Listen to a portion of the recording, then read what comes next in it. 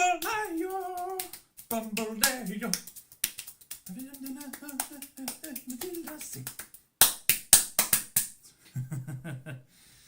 Just checking it's all working. I'm just enjoying myself a nice dinner here. With lots of goodies here. Goody, goody, yum, yum. Ooh! Just making sure. Wow, that turned as fast. That's a good book. Right. Probably need a fork with this. I'll be right back. Talk amongst yourselves.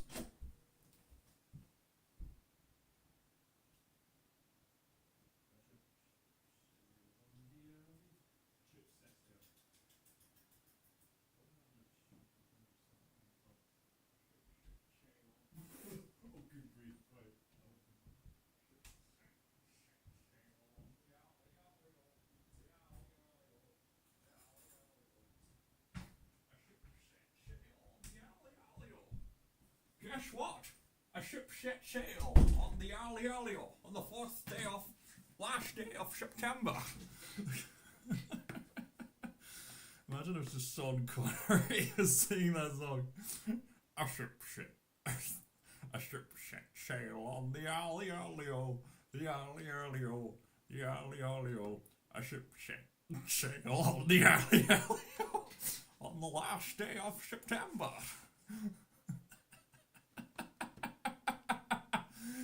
Oh dear.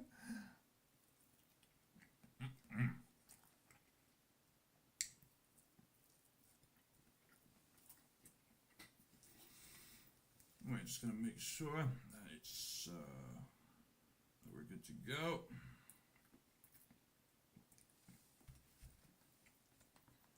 Just gonna enjoy some food first, because I like food.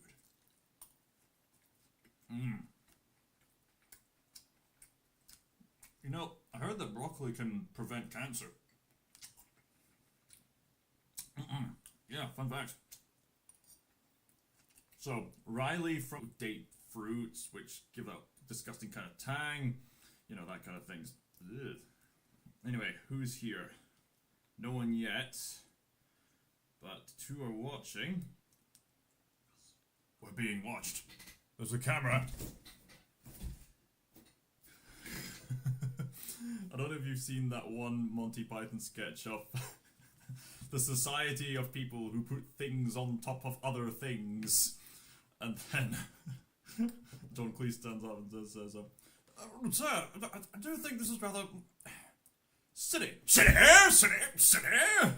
Okay, you're right, it is a city. The court dismissed forever.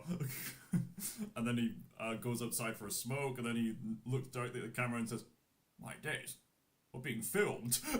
He says to the other people, look, we're being filmed here. Philip Chandler, hey there, I tuned in, but I can't stay longer. Okay. Can't stay here much longer, but you will never let go. Alright, so I suppose it's just as well as saying that because today we're going to have a tier list session. Glad to have you briefly on board as I eat this potato wedge that I've coated in ginger. Keep it on top of things. How are you, Philip?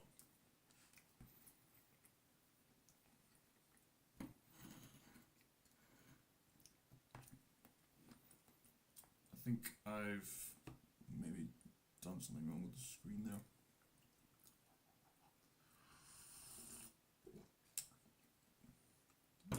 Maybe I'll scroll up and down, I guess. Or maybe I can do this a wee bit. Alright, yeah, that'll probably be better. My connection is utter poop today, so the live is freezing a little. Oh, okay. You were frozen today! I wonder if he's gonna understand that reference. I understood that reference.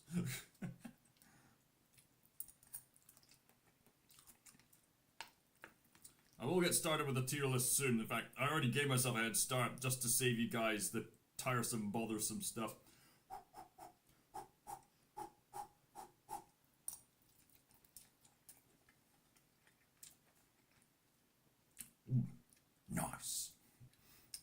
That's that one.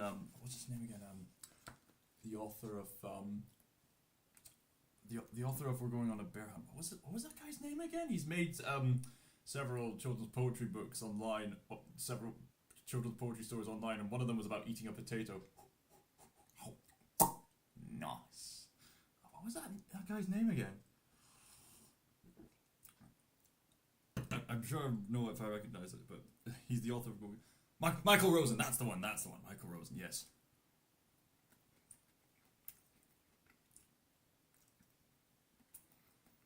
Anyway, probably best not hesitate much longer.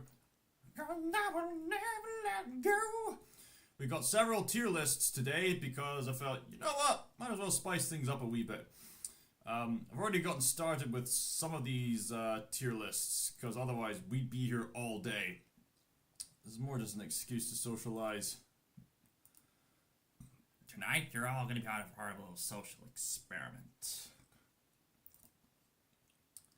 So we got several tier lists here of various interests relating to this channel.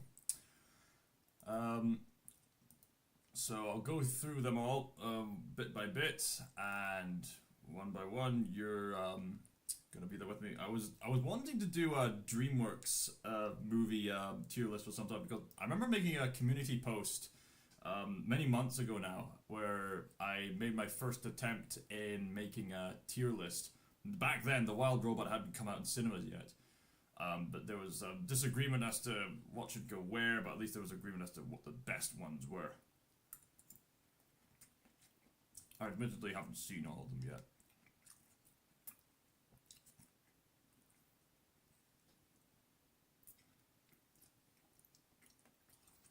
Yeah, Trolls and Boss Baby just looked so unappealing to me. And given what I've heard, it looks even more unappealing. But Dreamworks has made some great stuff. They really have. I should get more people on here. Right, just I'll be right back, guys.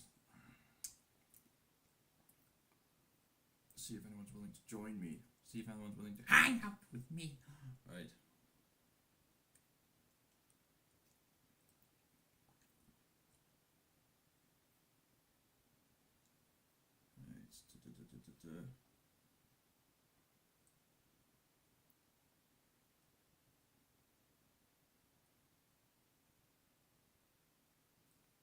Okay. Sharing it around. I will be right back, guys. Just bear with me. Because I know people are interested to hang out with me. Smoke weed? That's debatable. Fill our bellies with diet soda. We do have a Smiling Friends characters playlist that should probably be there. We do have a controllers playlist. We have a variety of playlists. Don't need that open. Right. Probably don't need that open. Yeah, we don't really need... Oh yeah, there's a video game movies, right? Do we have the third song? Ah, right, okay. This is the video game movies as well. Ah, yes. Alright,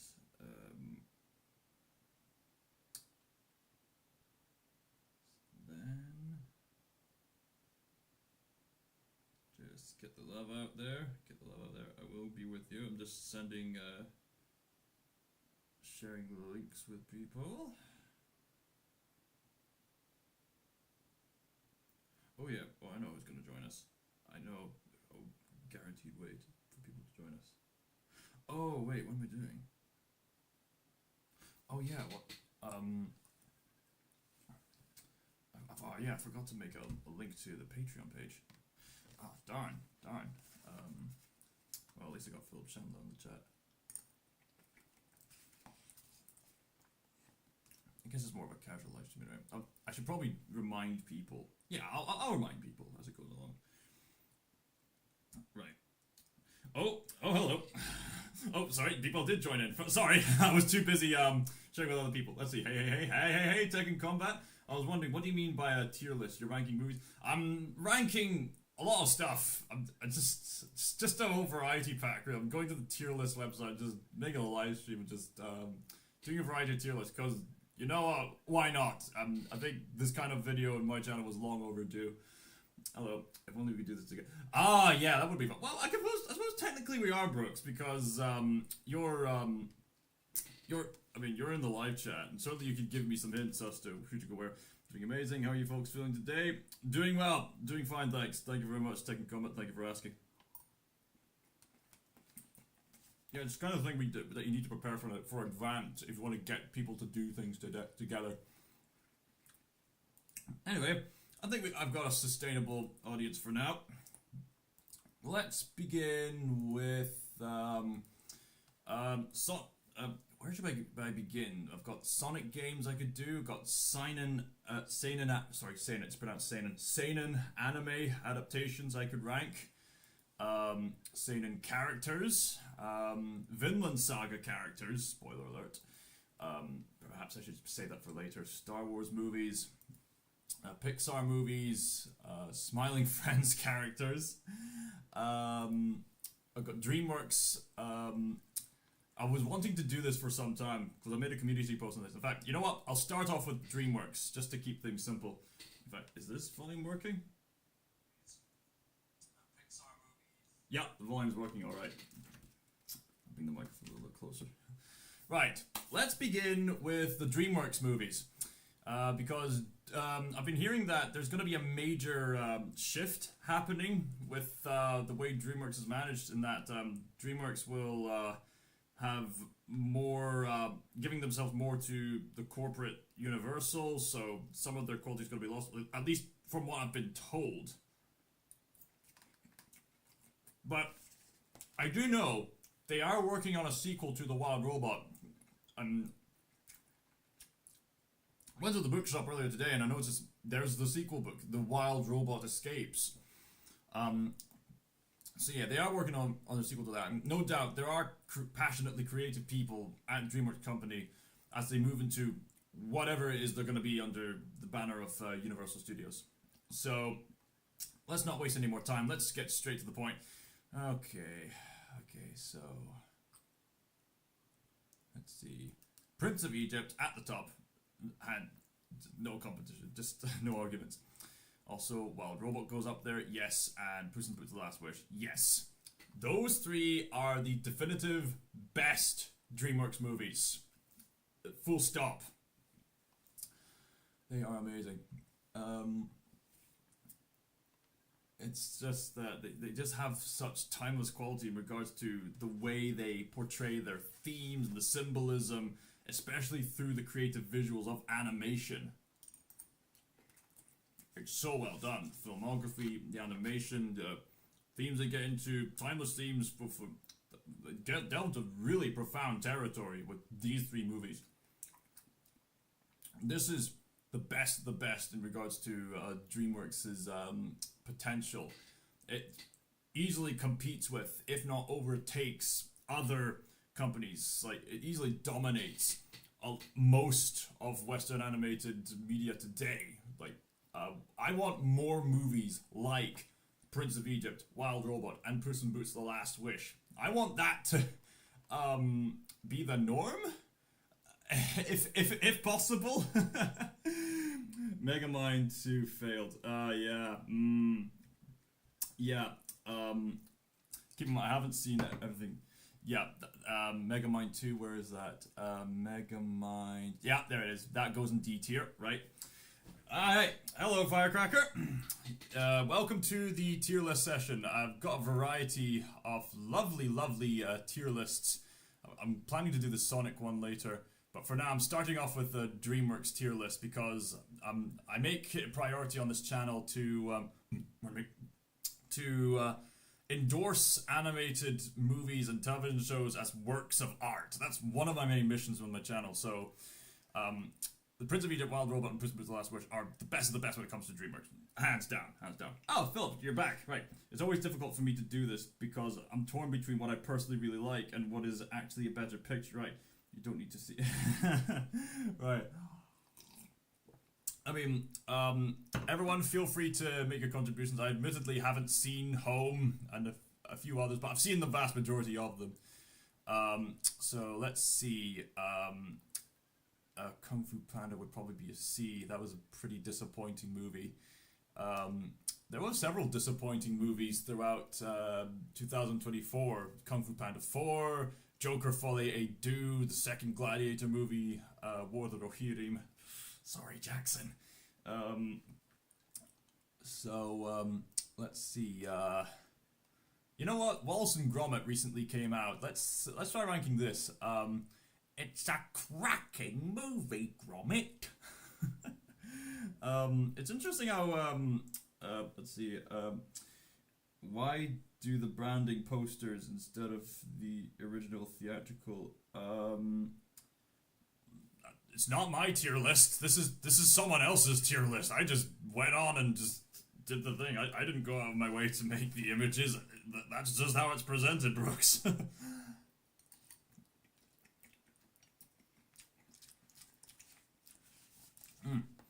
So, with Curse of the Were-Rabbit, Wallace and Gromit had already made themselves well known with their short movies. Now, keep in mind, a lot of people don't really often talk about short films in the same veins as feature-length movies, but Wallace and Gromit was one of the exceptions because there was something about like the BBC programming and the way it was successful on VHS and later DVD collections, or DVD compilations.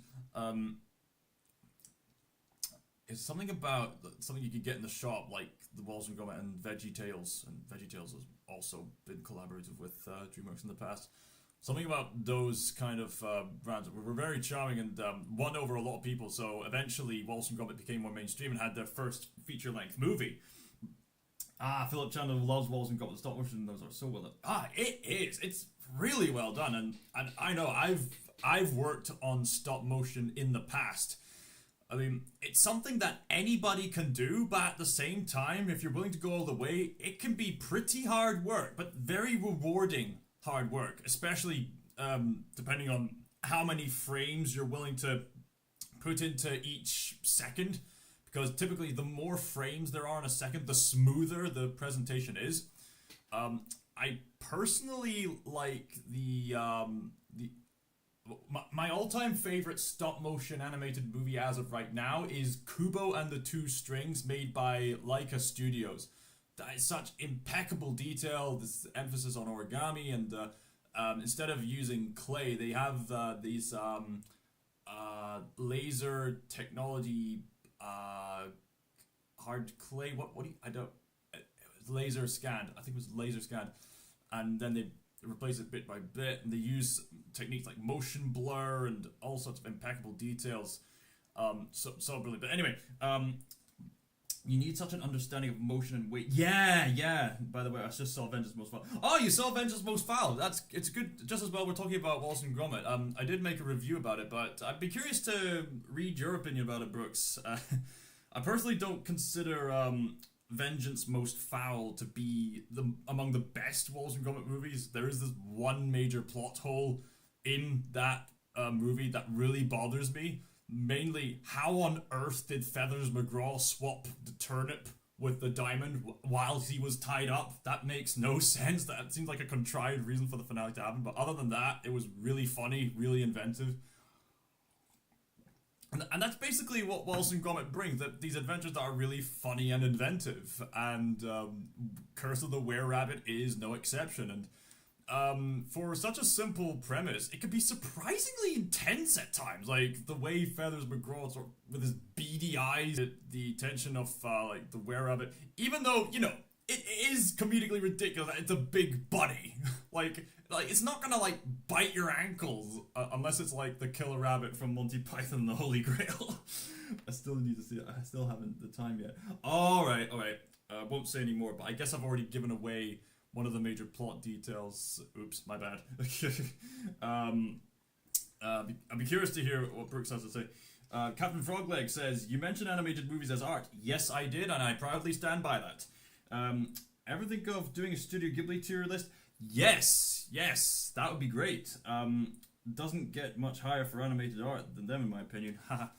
You know what? You're absolutely right. Let's go prepare the tier list for... Let's see if we can find it.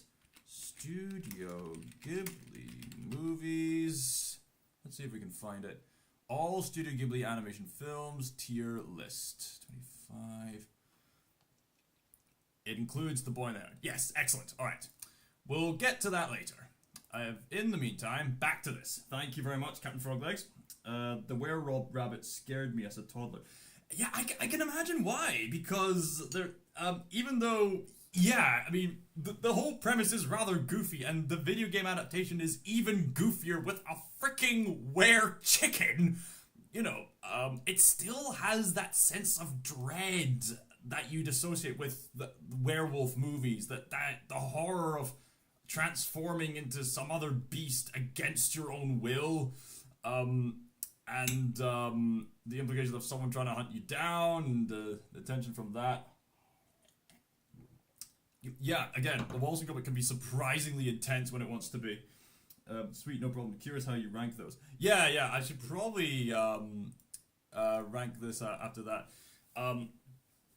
That dog from A Close Shave was a particularly intense villain, especially when he becomes, when he's revealed to be a conscious cyborg robot that is trying to turn the sheep and Wallace and Gromit and what was that lady's name again in The Close Shave? Basically trying to turn them all into dog meat, which is pretty grim.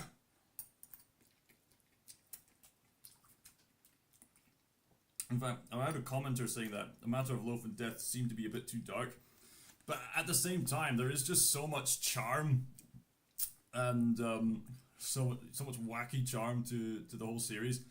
And obviously, Wallace and Gromit do eventually find a way to stop the bad guys, and I don't really imagine people putting Wallace and Gromit in amongst the likes of these movies, but the stop motion animation is so impeccable, and the overall presentation is just a lot of fun to get engaged with. You just can't help but love them. I've said in my review video, it's probably a cardinal sin to not like Wallace and Gromit. Kind of like with Winnie the Pooh. Speaking of Aardman, Chicken Run. That's also an easy A tier. That's also equally quite intense. I'd probably rank that higher, actually. You got Mel Gibson as the rooster there, and it's basically The Great Escape, but with chickens. Yeah, you got the Scottish chicken in there, you got these two rats. You want to know a fun fact? On the PS1, there is a video game adaptation of Chicken Run, and it's basically Metal Gear Solid for children. In other words, it's Metal Gear Chicken. Mark Twain claymation movie is interesting from the 80s. Oh, yeah. The Mark Twain one. Is that the one with the spooky white masked guy who says he's Satan? Megamind poster reminds me of the Invincible poster. Oh yeah, I see what you mean, especially given the motif of the superhero figure in the background. Obviously the difference is that the main protagonist is kneeling on the ground, very exhausted, blood and stuff like that, and his father's just watching him in the background. Yeah, that is interesting that you bring it up like that. So Chicken Run is also quite an intense film. Oh yes, that was creepy. Right, yeah. Oh, wow, I remember that Mark Twain flick. I haven't seen that in ages. I haven't seen it at all. I've only heard people say, it's a quirky stop-motion film, and then all of a sudden, one of the creepiest moments in animated history, there's this white mask guy who comes around saying he's Satan! Like, yikes. Power of Christ compel you, sucker.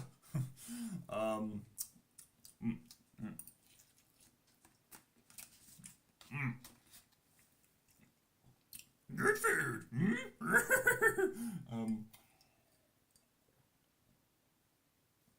Chicken Run is also quite an intense movie.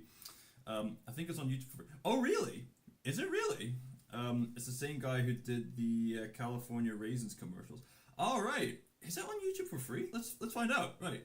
Okay, so Mark Twain. That's not how you spell Mark, you silly male. I spelled male with M-A-A-L. Mark Twain. The first headline is Mark Twain Satan. You know a scene's made an impact when that's the first thing that pops up. Right. Claymation full movie. Let's see. Mark Twain. Classic animation of adventure movie. The Adventures of Mark Twain, 1985, from the YouTube channel Retrospective Classic Movies, with 833k views 2 years ago. You're right, it is on YouTube for free. I will check that out. You will look for it. You will find it. You will watch it. Absolutely. I need to review that when it... So, yeah. Thank you for pointing that out, Firecracker. I will happily review that at some point. Might even give it a recommendation.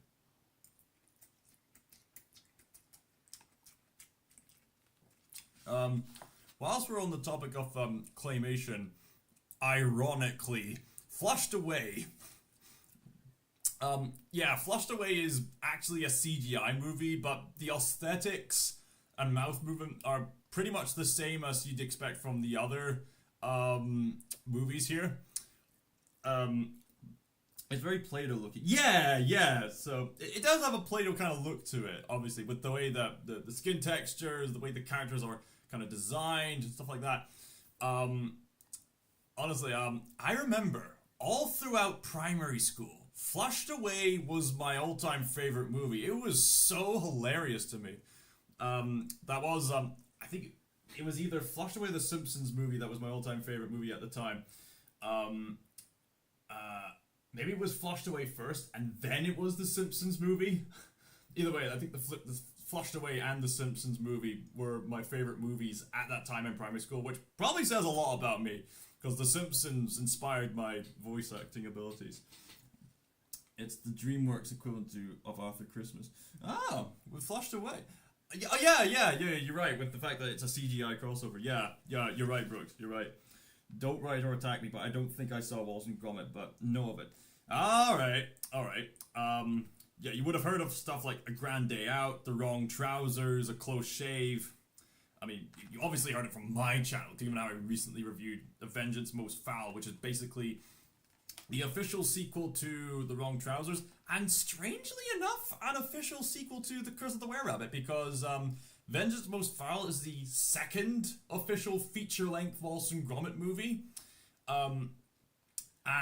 I say it's a sequel to Curse of the Were-Rabbit because there's this one police character who, I swear, hasn't really made an appearance in the shorts.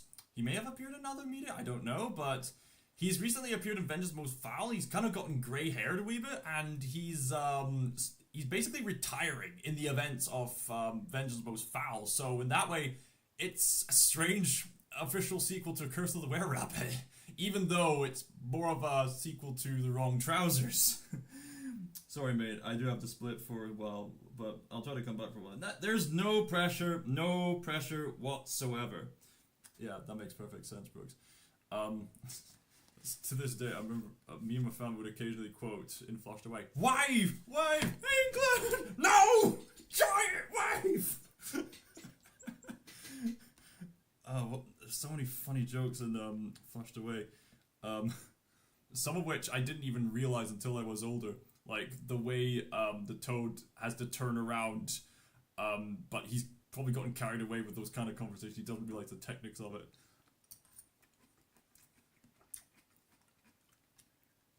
When he's on the phone with the mime artist mimicking him.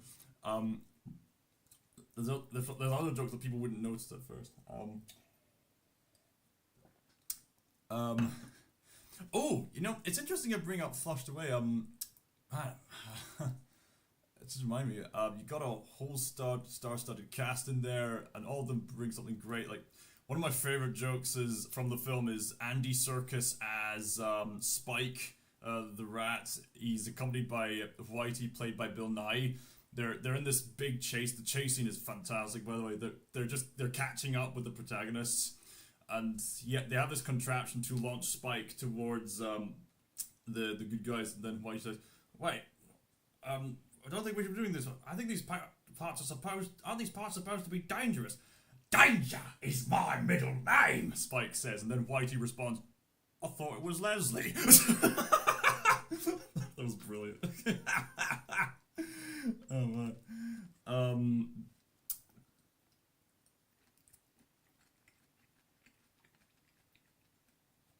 That and the slugs are pretty funny.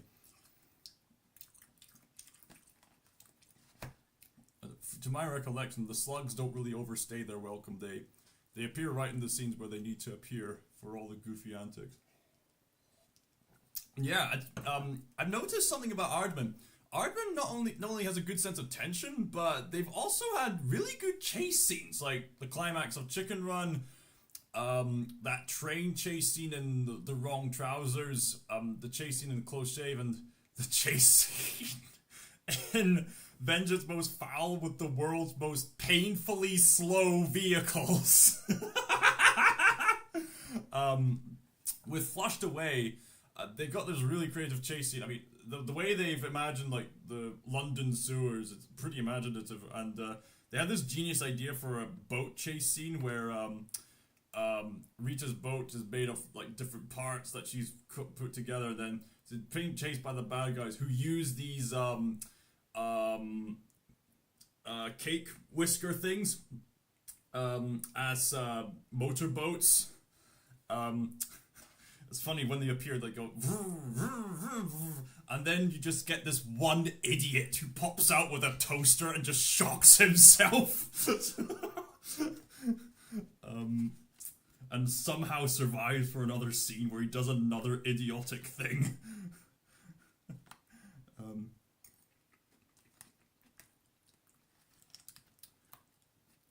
Rita and Roddy out and run their enemies in very creative ways. One of the most creative being that she uses custard powder to slow them down, so because they're using the mixers, one of them gets stuck in it, tries to speed it up, but ends up making the custard blend. It's really creative. It's really well done.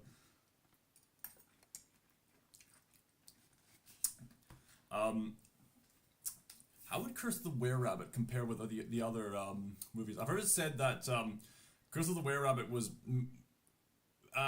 appealing to more mainstream audiences. So some may say some of its quality is lost. Some others say that the funniness was enhanced. I guess that's debatable. I think there's a consensus among the fans that the best Wallace and Gromit films are probably either The Wrong Trousers or A Close Shave. Probably. I'll leave you to debate that in the comments. Anyway, moving on. What can we have here next? What do we have here? You know what, might as well go. Somebody once told me the world is gonna owe me. I ain't the sharpest tool in the shack. Might as well sing it for the sake of it. The first Shrek movie, I mean, DreamWorks was already on a roll with Ants that was competing with A Bug's Life and the masterpiece that was The Prince of Egypt. But by the time Shrek took off, it was, they released it at a time when it was at the tail end of the Disney Renaissance, and people were starting to think, okay, the Disney Renaissance was fun and brilliant, but we want something new now. And Shrek was that new thing.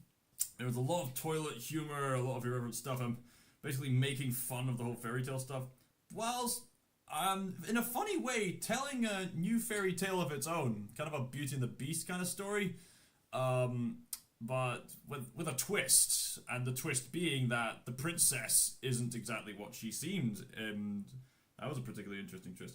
Hello, Mad Cat Lon. Welcome to the tier list time. I've got a variety of tier lists to do whilst I talk to you. But I'm just starting things with this DreamWorks tier list because I wanted to do this for some time. Yeah, Shrek really upped the competition, and it still had heart. Shrek is more or less an anti-Disney story. Pretty much. Pretty much. I mean, this was basically Mark Zuckerberg's revenge on, wait, no, not Mark Zuckerberg, no! What was the guy's name? The guy who's like one of the CEOs of Dreamworks alongside, Steven Spielberg. Katzenberg. I think, was it Katzenberg? Jeffrey Katzenberg?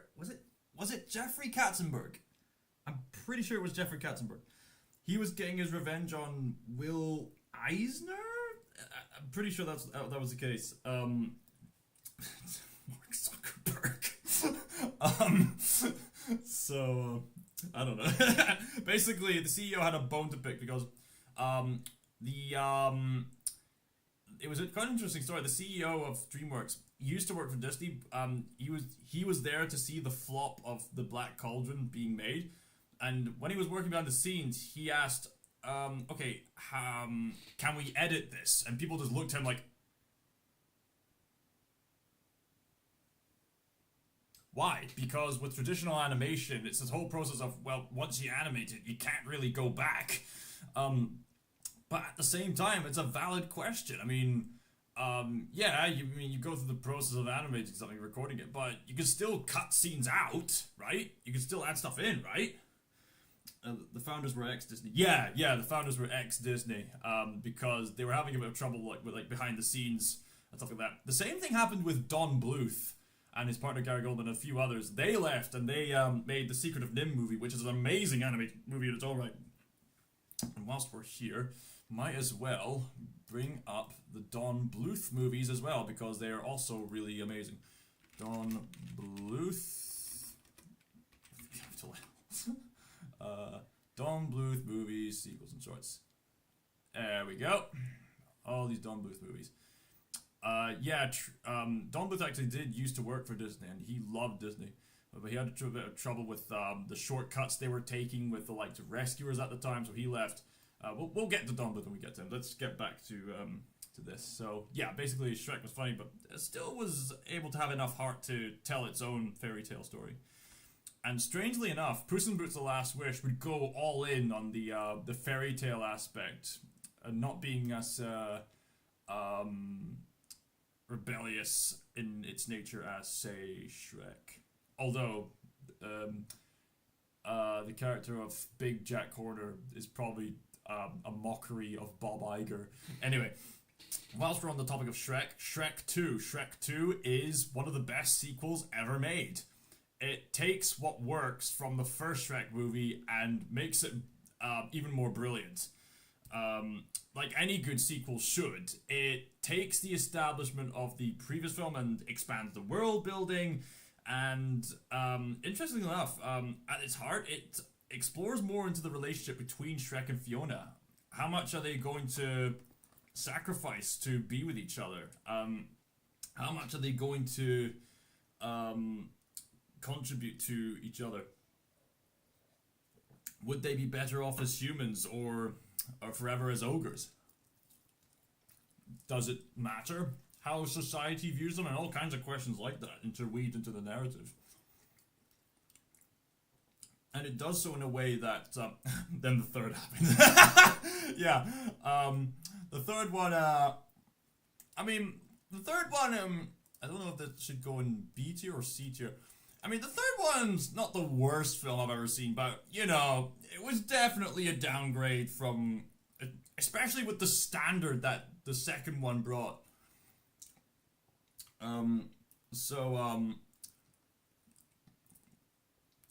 It got a bit out of hand, like, the jokes, and, it didn't quite land as well as the second one. With that said, there were a few exceptions. You got Eric Idle as Merlin, and Eric Idle being a Monty Python member is just naturally funny. You know, he's a Monty Python member. Of course he's funny. And there is this one scene that had me and others really laughing. Basically, the scene where Prince Charming is negotiating Pinocchio because he knows he can't lie. Where is he? But then Pinocchio goes through these elaborate word games just to not give away where Shrek is, and it's so funny. He basically goes, I can tell you where he's not. So you do know where he is. On the contrary, I am possibly more or less inclined to where he is, if that indeed was where he isn't. And then you just have this one bad guy in the background just going like, what? What could I have done to improve, actually? It probably could have played more into Shrek and Fiona's relationship in some way. Perhaps it could have been paced better, or maybe it needed more character development with Prince Arthur, and a few others. In fact, I remember looking behind the scenes. There was a deleted scene of Shrek, Donkey, Puss, and Arthur going on a quest to find the Holy Grail. I thought it was simultaneously quite funny and also quite awesome at the same time. It probably would have been adding in another subplot, which probably would have added some production time, but it was an interesting idea, I think.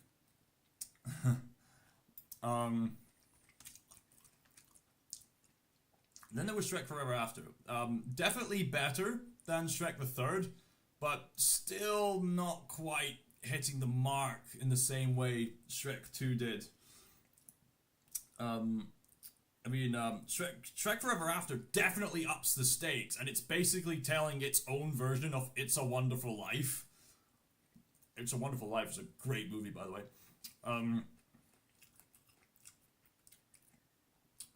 So why didn't Forever After quite make the mark?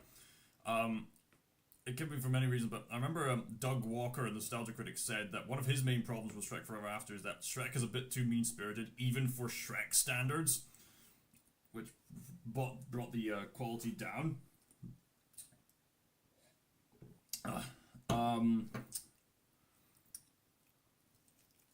It was a great idea, but just probably should have had another work at the drawing board. Let's see. I suppose whilst we're on the topic of Shrek, we got Puss in Boots as well. Puss in Boots is definitely better than the other Shrek movies. I'll probably put it on the top end of the B tier. On the one hand, Puss in Boots, it's a pretty cool film, but it just compared to the others here, it doesn't quite hold up.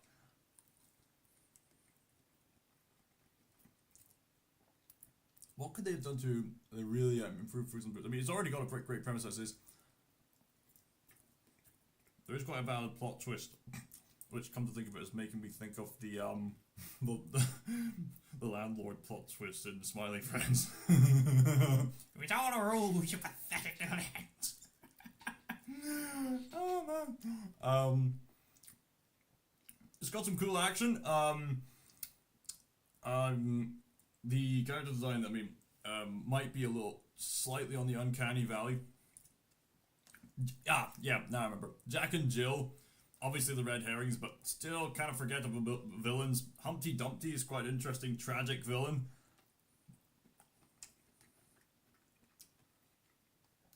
And there was this one YouTuber online saying that Puss was the perfect protagonist, using this film as an example. So, again, it's the top end of the B tier, but not quite as good as all these other films on display here. And absolutely better than the other Shrek movies. When people were... There's a reason why people were not expecting much when Puss in Boots: The Last Wish was being premiered. Puss in Boots: The Last Wish as a sequel to a spin-off to the Shrek franchise. People were not expecting The Last Wish to be good, and yet here we are, ranking it on S tier. Everything about The Last Wish was an absolute upgrade. All the villains were absolutely meaningful. All the villains were memorable. The pacing was brilliant. The animation style wasn't just there for the sake of it. It actually enhanced the storytelling.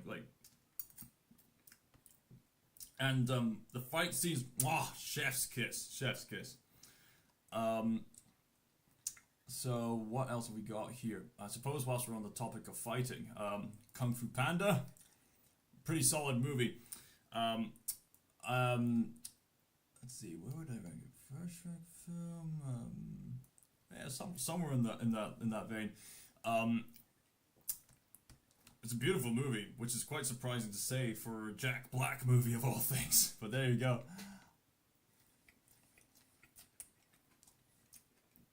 I mean, sure. It does play into the kind of cliches, and debatably, it's not, when you watch it again, it may not be as funny as it watching it the first time. But I got plenty of good laughs watching certain scenes again. But yeah, it really set the establishment for these kind of films. In fact, Kung Fu Panda was so successful, China was wondering, why didn't we make movies like this? And it makes sense. There's really well choreographed, stylized fight scenes which are much akin to Crouching Tiger, Hidden Dragon.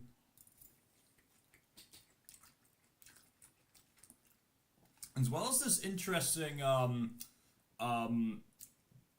moral lesson in regards to the whole concept of there is no secret ingredient. There's some really profound statements here, and when you're older, you realize the profundity of the relationships between Tai Lung and Shifu and Po, and basically the implications of mentor slash father figures who fail their adopted sons, and the beauty of improving, themes of like resentment, themes of how you raise your children. Like older audiences will appreciate the nuanced characterization of Shifu, especially in this first movie. And even though Tai Lung at first glance is not the most complex villain at all, at the same time, I think Shifu definitely enhances Tai Lung's character in regards to that sense of tragedy that's there. And Oogway still has many profound things to say, like quit, don't quit, noodles, don't noodles, you are too concerned with what was and what will be. But yesterday's history, tomorrow's a mystery, today's a gift, that's why it's called the present. There are still people online who like say, best bits of wisdom for animated movies, Oogway is up there. There's a reason why that happened. Anyway, moving on to, let's see, where is it? Yeah, Kung Fu Panda 2. That is just amazing. Like, several people went away from that movie crying. Like, that inner peace scene in Kung Fu Panda 2 is quite frankly one of the most profound scenes in DreamWorks' cinema lineup. Kung Fu Panda 2, like, any good sequel should, takes what works from the first film and amplifies it. Like, everything's an upgrade. The emotional stakes are upgraded, and the villain, my days, Lord Shen is one of the definitive best DreamWorks villains.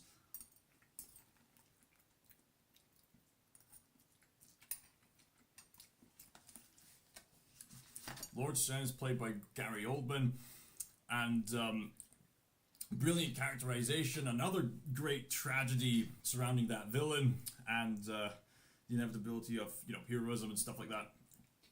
And Poe, meanwhile, has to grapple with his true lineage and the pain of what happened, and how he's mentally unstable because he can't move on from a painful past. And that's definitely a relatable experience that myself and a lot of others people can definitely relate to.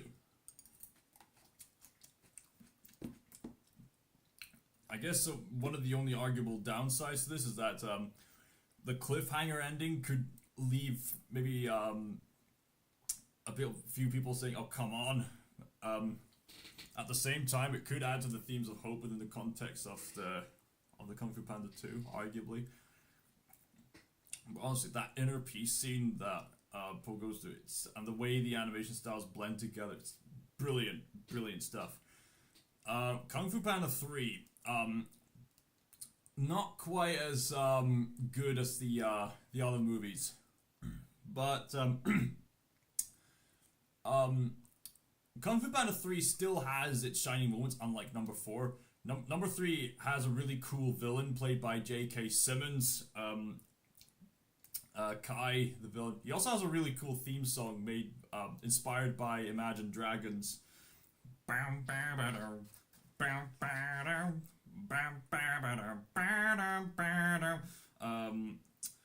think if the film had maybe needed a better sense of pacing, or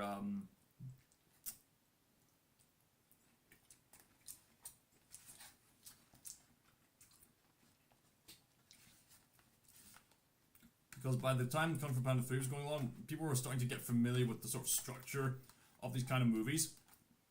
So it was starting to get quite stale, but at the same time, the third movie was still able to offer up some fresh creativity to, you know, make it stand on its own. And at least at the time, give a satisfying conclusion to the trilogy. Until number 4 happened. Yeah.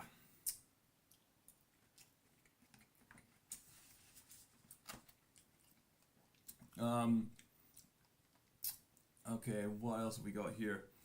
The Croods. Might as well talk about the Croods. Probably put the Croods up here. Yes. Oddly enough, that's Ryan Reynolds, who would later on play Deadpool. The Croods says quite a creative premise. These cavemen trying to survive, and like those other kind of survival-oriented movies like Journey to the Center of the Earth with Brendan Fraser. There's a lot of brilliant creativity shown on the screen.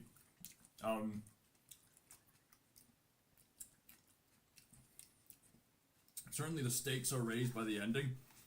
So why isn't it any higher?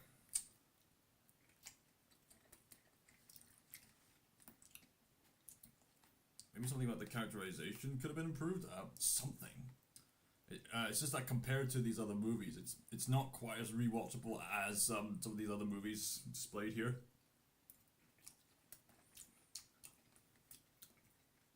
Which is a wee bit odd to say because it has Nicolas Cage of all people as a protagonist. Okay, Shrek, you need to go save Princess and I'll give you back your swamp. Why am I imagining Nicolas Cage as Lord Farquaad? Ah! Not the dragon! Ah! Oh, it's in my eyes! My eyes! Oh, man. Yum. Let's see, Monsters vs. Aliens. That was obviously going for a comedic take. But the character design is a wee bit iffy, especially for the human characters. And as goofy as it's trying to be, it's not quite as funny as, let's say, Cloudy with a Chance of Meatballs, because Cloudy with a Chance of Meatballs is more deliberate in its cartoony nature, which makes the comedy funnier in that movie. So, for that reason, Monsters vs. Aliens is not as funny as Cloudy with a Chance of Meatballs, because Cloudy with a Chance of Meatballs has a cartoony look which better caters to the kind of comedy that Monsters vs. Aliens was trying to go for. With that said, this random sense of humor in me does admire scenes like the president greeting an alien robot by playing Axel F on the keyboard. And then the agents just kind of moving their heads a wee bit. It's so random, but it's just like, okay, that happened. That's quite funny.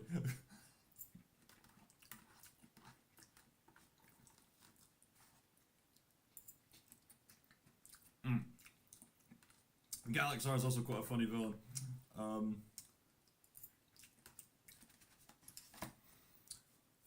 suppose, let's see, whilst we're on the theme of comedy, The Road to El Dorado, that is an easy A tier for me.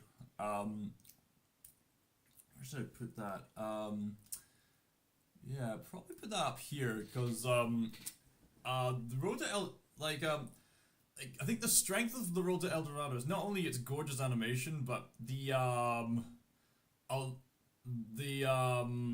enjoyability of this movie is anchored by the two main protagonists, Tulio and Miguel. And my days, Tulio and Miguel have some of the best romantic friendship chemistry I've seen in any movie. The way that they bounce off each other and the way that they interact with the different scenarios around them, it's so hilarious, so enjoyable. It's kind of like watching Top Gear with Jeremy Clarkson, Richard Hammond, and James May. It's the kind of chemistry that you can't really force. It just feels like, yeah, these two feel like yeah, they're best friends and they're willing to poke at each other and be with each other through thick and thin. Like, to this day, like, me and my sister will still quote, it's the kind of film I would recommend anyone with a watch with a best friend, because it has that kind of vibe to it. I find me and my sister still quoting scenes like, you heard him, stars, can't do it, not today, or other scenes like, don't blame me, I blame you. You worry too much. No, I worry the exact right amount. You can never worry too much. But Tulio, this is such an amazing... No, stay there. For 3 days? Yeah, yes, stay there for 3 days. Don't even breathe for just 3 days. The horse was a surprise.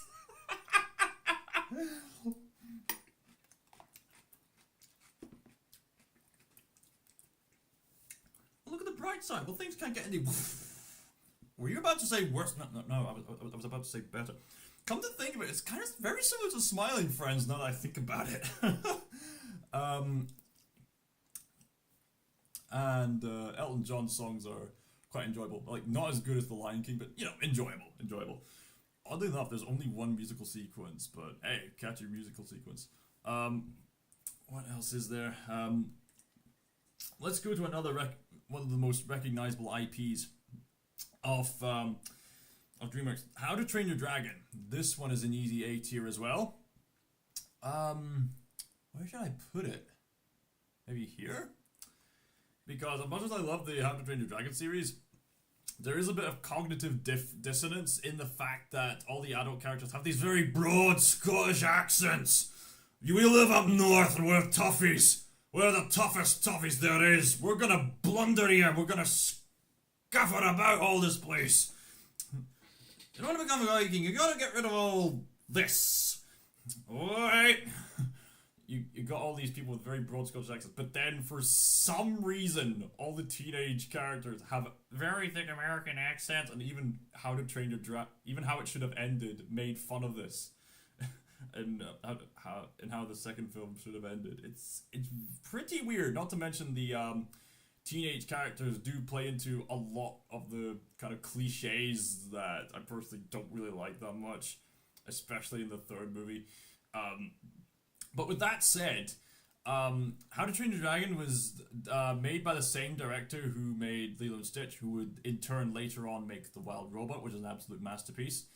I remember when Doug Walker was reviewing How to Train Your Dragon for his Disney Dreamworks TierList series, he described How to Train Your Dragon as a kind of film where he felt like he knew that he heard this kind of story so many times before, but with the way Chris Sanders delivered this particular film, it felt like he was experiencing this story for the first time, which is quite an interesting thing to say, because there could have been so many ways where this film could have been just kind of bland, but there's so much brilliant.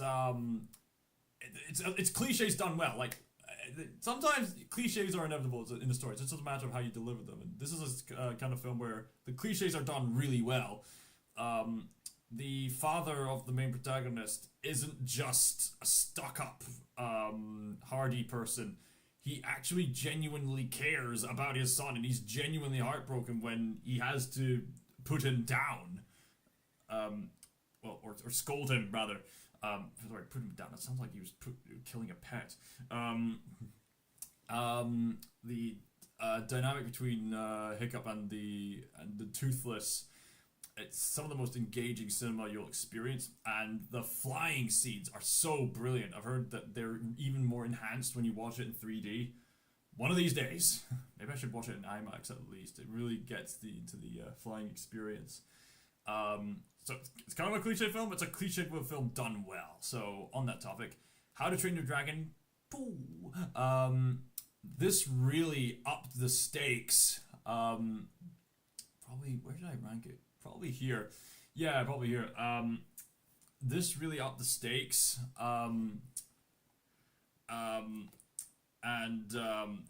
You get the established world, but you get more sense of exploration. The stakes are raised. Characters reunited. Maybe I should put that here. Maybe. Yeah, I think it belongs in the A tier anyway, because the quality is so good anyway. The music is brilliant. There's even more brilliant flying scenes. There's some epic battle scenes. There's some sacrifice. There's emotional scenes. It's an epic movie overall. I wish the villain could have been developed a wee bit more, but at the same time, he is psychopathic maniac, so I guess it does make sense even if we get little characterization of him. So, pretty solid movie. Let's see. Where was it? It was The Hidden World. Probably rank it here because there is a lot wrong with The Hidden World. Basically, one of the teenagers has a weird fetish for Hiccup's mum, which is creepy. But then again, they are Vikings, so yeah, you probably expect them to have strange practices, I guess. It probably could have been paced better, but at the same time, it does have a fascinating villain in the fact that he's keeping them on their toes in this big hunt. So the first two acts were a bit on the iffy side, although the animation quality is great, but that ending of this movie puts this on the high end of the B tier. Honestly, I think that ending scene of The Hidden World is one of the most profound moments that DreamWorks has ever made. Just that whole scene where Hiccup has to say goodbye to all the dragons, and he marries Astrid, and then they grow up, they have children, then they go to reunite with Hiccup, reunite with Toothless. It's such a really well executed ending. It's so fantastic. Let's see, what else have we got here? Turbo, this was boring. Trolls. Yuck. Okay, let's get the bad ones over with. Boss Baby, blech. Boss Baby, blech. Not interested in Trolls, especially with its soon obviously outdated internet humor of just one guy yelling YOLO. Ugh, the cringe.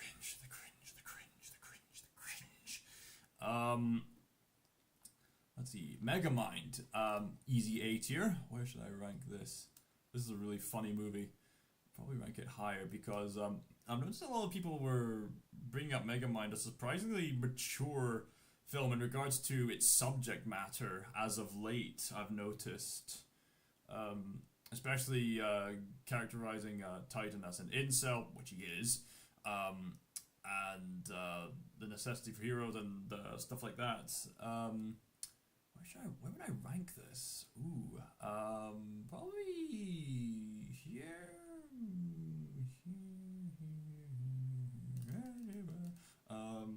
Probably here, perhaps. Let's see. Home. That was a bland movie.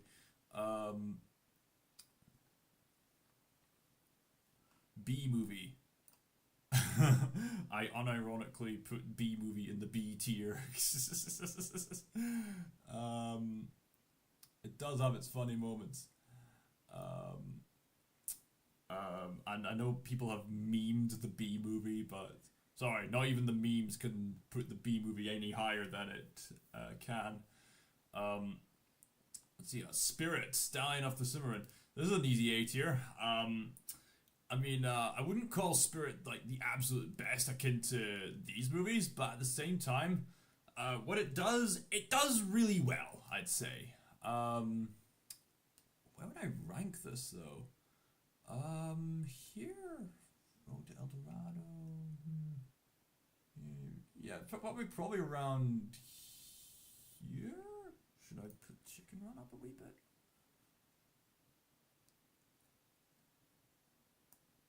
And for all the... Because on the one hand, the Spirit Stallion of the Cimarron is rather basic, but at the same time, it's a really well told story from the perspective of this horse. You got this beautiful animation from James Baxter. James Baxter! And some great music by Hans Zimmer. Hans Zimmer is an amazing musician, even though my friend Jarf told me that this controversy regarding Hans Zimmer stealing, taking credit from other musicians who weren't credited at all. That's a topic for another time. On a personal basis, the Spirit Stallion of the Cimarron has songs from Bryan Adams. I really like Bryan Adams. I find myself occasionally listening to some of Bryan Adams' songs. You know it's true. Everything I do it for you. And yes, Brooks, if you're watching, Bryan Adams is responsible for that one song that was used as a gag in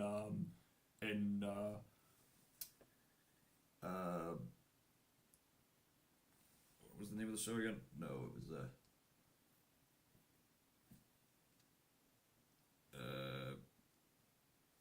what was the name of that comedy again? How can I forget the name of the comedy? The one with the banana stand. Why did I forget the name of that comedy? Wretched Develop. No, wait. How could I forget the name of it? Tiny, huge mistake. Hold on a minute. Hang on a minute. For some reason, I've forgotten the name of that one comedy. Arrested Development. That's the name of it. Yes, that's the name of it. Yes. Thank you, Brooks. It was Arrested Development. Bryan Adams, who made songs for Spirit Stallion of the Cimarron. The man who made the songs here was responsible for that one gag in Arrested Development involving Job. Yes. So, with Spirit Stallion of the Cimarron, it's very required taste, much like the Cornetto trilogy, in that there are a lot of elements done well, but it's mainly breaks down to what you like in entertainment. Are you fond of the big American landscapes you'd often see in those Kevin Costner movies? Do you like horses? Do you like Bryan Adams music? Do you like Hans Zimmer music? Do you like gorgeous animation by James Baxter? If you do, then you're bound to like this. I mean, there might be a few too many narration devices at once, but at the same time, it'll work well for children. Like you could use this as an introduction to different narrative styles, because there's a lot of... You could watch this movie with the sound off, which could make for an interesting visual storytelling. The music is good at conveying the story. You got the inner monologue narration from Matt Damon, who is portraying basically the inner thoughts of the Spirit character. On the one hand, you can clearly see what's happening, but at the same time, Matt Damon can provide some narration. I mean, you might, on the one hand, there might be too many narration devices at once, but at the same time, the narration devices themselves are still well paced in the context of the movie. Puuung character tier list. Oh, what's up, Crystal Blue Star? Welcome. That is a good idea. Is there a Puuung tier list? Let's see if we can find out. Boom. Right. Love it. Ah, yes there is. Yes there is. Yes there is. All right. Obviously, we want the happy couple on S tier naturally. I mean that just goes without saying. I mean, anyway, back to Dreamworks. Wait, you made it? You made that? I love it to tell you. Wow, you really? Oh wow! Oh, it is you! Oh wow! There you go, everybody. Go rank the Puuung characters. Wow, I didn't know. I knew you were a fan of Puung's animations, but I didn't know you were that big of a fan. Wow, man, oh man. By the way, Ethic Bug and the priest from Amadeus would go to the same bar.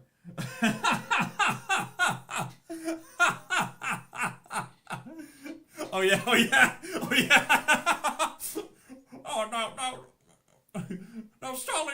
you wouldn't kill a young composer, would you? Yes, in the face. Why? wait, which one of these is Puuung? Wait, which one of these? You said you would put Puuung in S tier. I'm pretty sure there was this one music video that she made, which had a character which looked like the fully more detailed version of the lady from those animations, which pretty much looked like Puuung. Whatever. Wait. Unless Puuung looks different. Anyway, she's a character. Right. Point out to me which character is it? Is it this one or is it this one? Which one is it? I will eat my salad whilst waiting.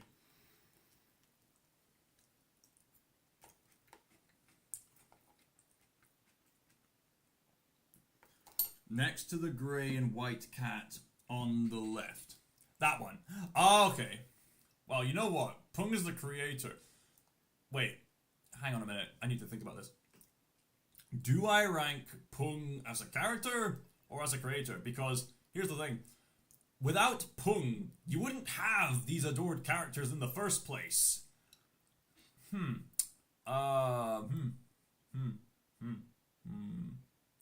Whatever, I'll think about it later. Anyway, going back to the Dreamworks movies. Thank you very much for pointing that out.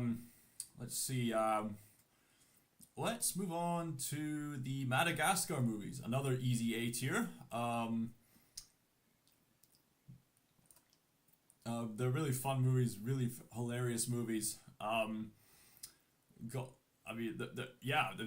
really funny movies. And even though the animation is a wee bit dated with the first movie, the writing more than makes up for it. And like, the characters are just so memorable that the Penguins would manage to get not only their own spin-off movie, but also their own spin-off television series. All the characters are absolutely great. Why is Shrek 3 on B? Because Shrek the Third is just not quite as good as these other movies. I mean, it's obviously it's not in C tier, obviously. So I would consider the A tier to be great movies in their own rights. The S tier to be absolute masterpieces.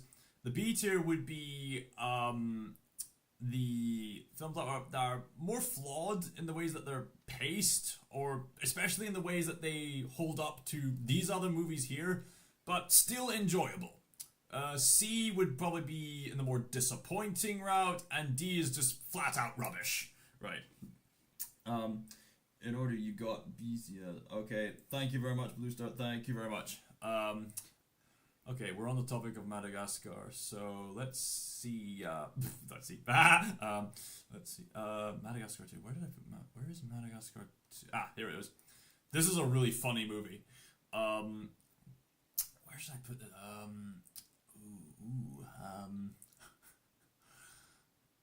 I mean, there's really hysterical comedy in here. Ooh, where should I put? Ooh, oh man.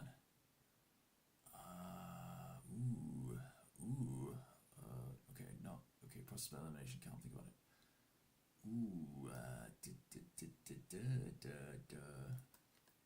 Probably right that higher. Probably. Yeah, something along those lines. Yeah, I think that would probably do the trick.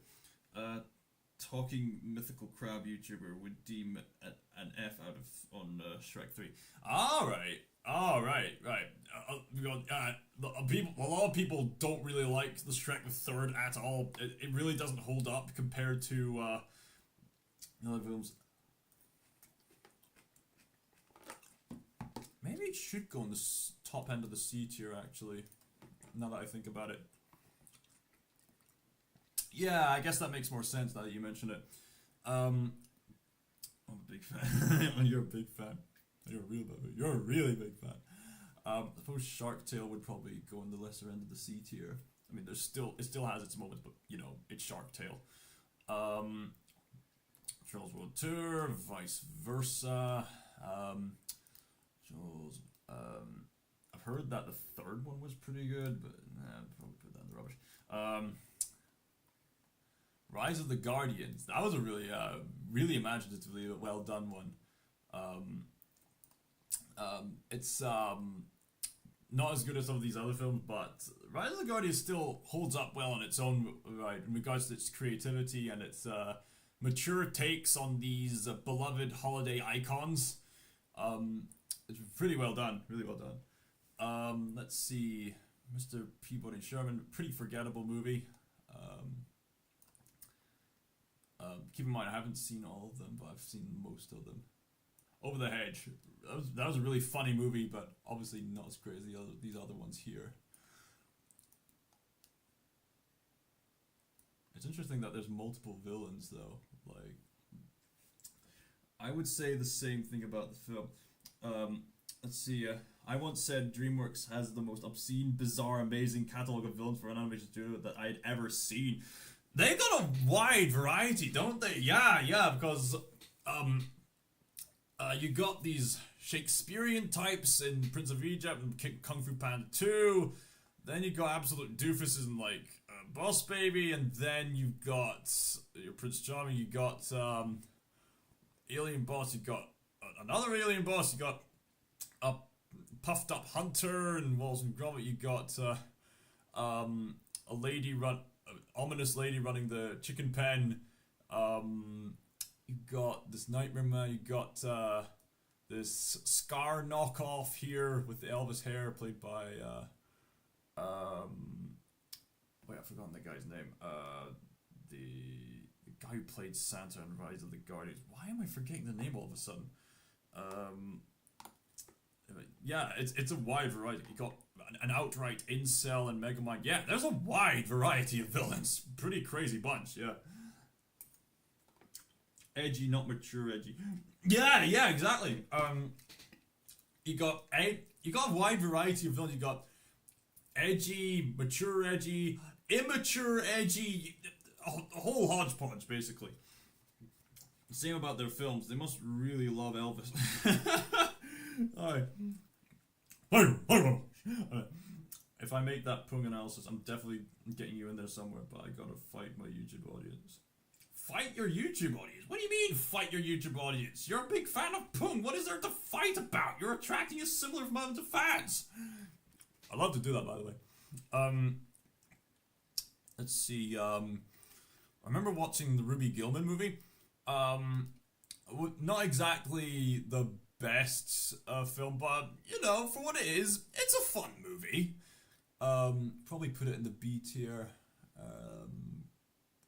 3, probably here, I'd say. The Rise of the Guardians is edgy, not. They want to rewrite Sonic. Okay, right, fair enough.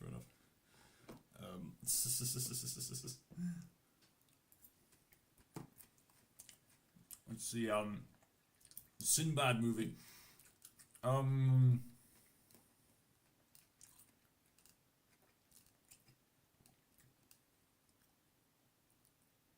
mean, not as memorable as these other movies, but at the same time, on its own, it's a pretty solid adventure movie. Probably put it on the low end of the A tier, probably. I may change my mind on that later. Madagascar 3. A few questionable elements, like how on earth does that tiger fit through a keyhole? At the same time, yeah, I'd probably... let's see. Why is the garden of why is the garden is edgy, not mature edgy? Rise of the Guardian. The garden is edgy. Garden. Are you saying Guardians of the Galaxy is not that mature and edgy? I mean, yeah. I mean, probably not as mature and edgy as say like these films. But I'd still say the concept is well executed for what it is.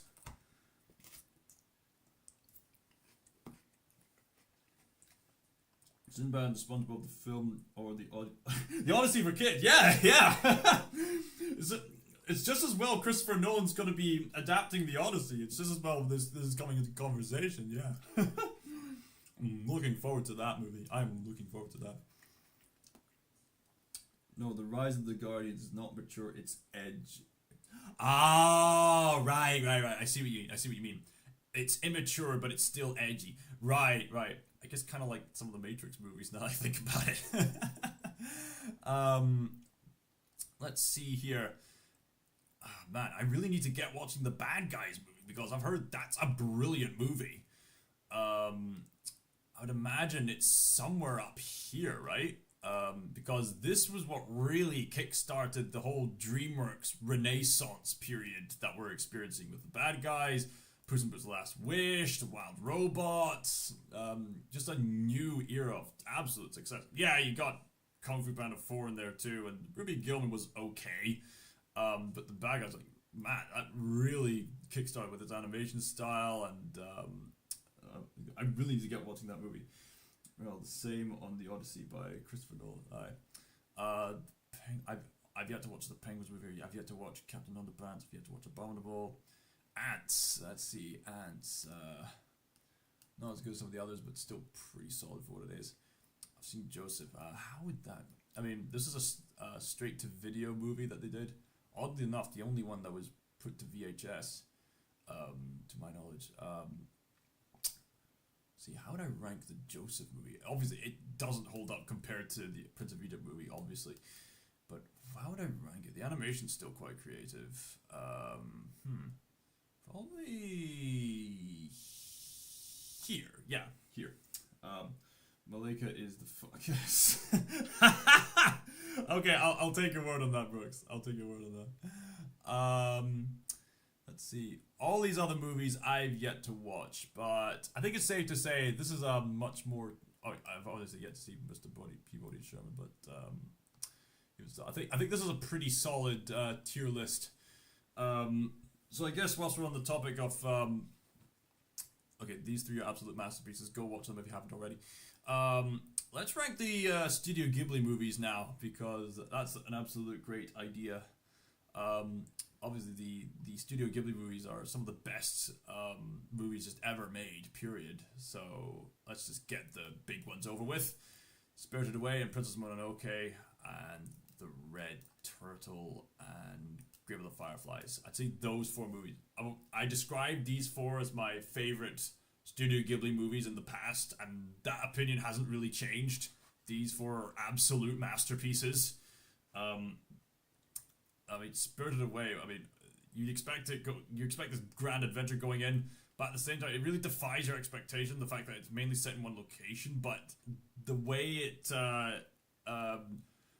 establishes its themes of identity and the way it slows down to let you think, especially in the train scene, it's such a brilliantly imaginative movie. Doug Walker describes Spirited Away as he loves it so much he's jealous of it. Princess Mononoke, this is one of my all-time favorite movies. It's basically that environmental conflict cliche you've seen, but it's done right. Like I said, cliches can be done, but it can be done right.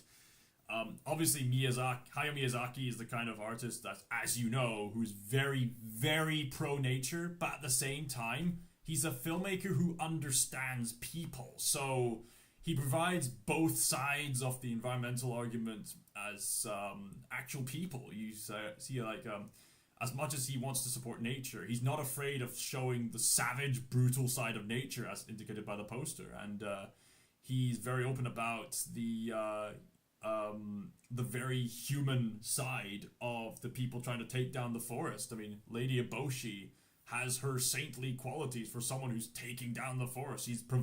Even though she is antagonizing the animals, and in turn, the Princess Mononoke, the Princess of Vengeful Spirits, Lady Eboshi is bringing shelter to the prostitutes, the lepers, and basically all the outcasts of society who couldn't find shelter anywhere else. And basically, Miyazaki is one of those people that Hollywood should be taking notes from, because he does strong female characters done right. Like, they have their admirable traits, and they take advantage of their feminine strengths in a way that really profoundly impacts the narrative. Absolutely fantastic. The Red Turtle, it's a movie that has almost no words to it. Like, well, it's got no words you can no tangible words. There's a few screams, there's a few human sounds in there, but the majority of the film is like a silent film, and it's really impressive just how much emotion they are able to convey with no words at all. If you want to understand visual storytelling, like, give The Red Turtle a watch. It's really impressive.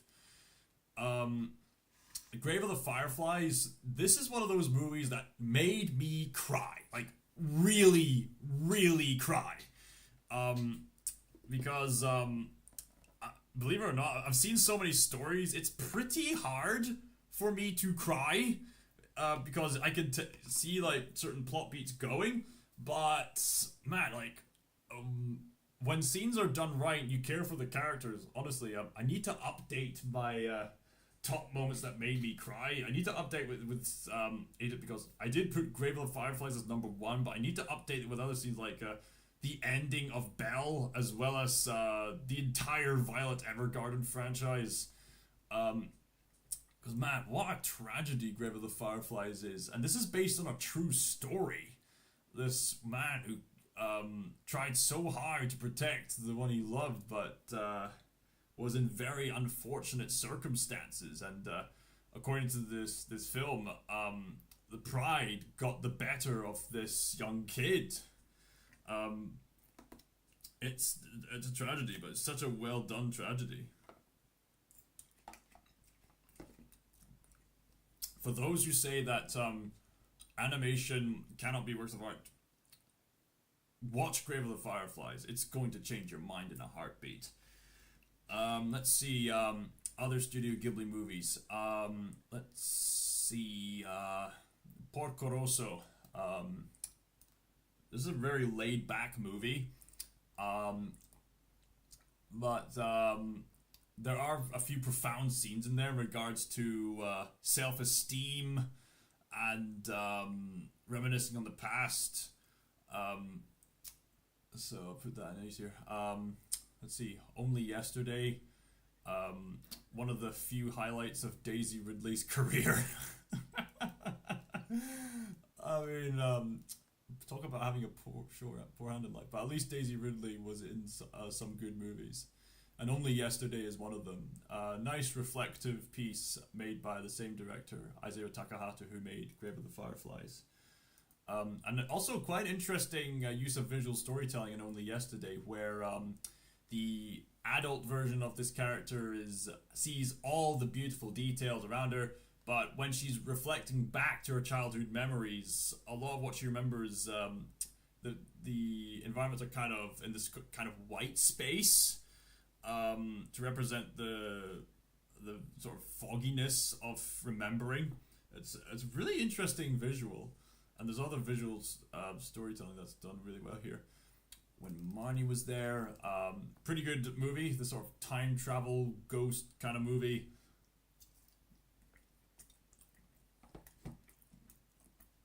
You got this nice relationship going on with the characters.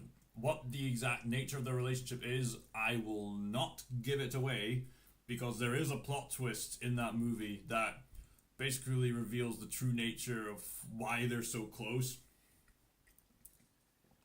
Castle in the Sky, that's an easy A tier. Castle in the Sky, like, basically, if you like Indiana Jones, or like any kind of Jules Verne's kind of stories, or even like DuckTales or Tailspin, I guarantee you're gonna love Castle in the Sky.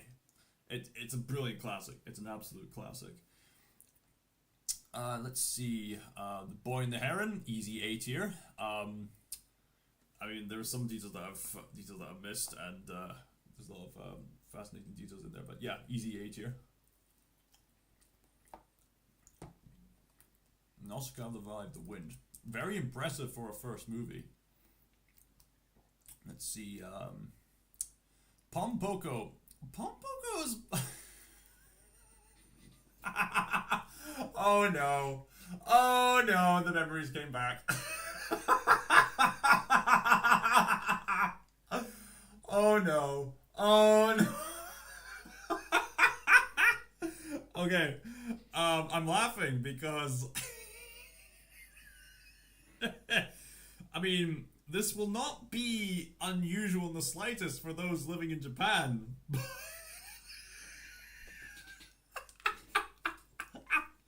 But for those of us in the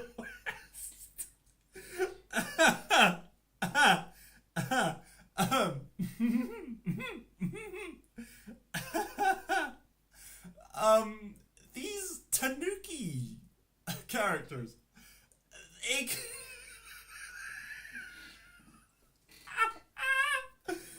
they, okay, how do I say this with a straight face? I don't think I can.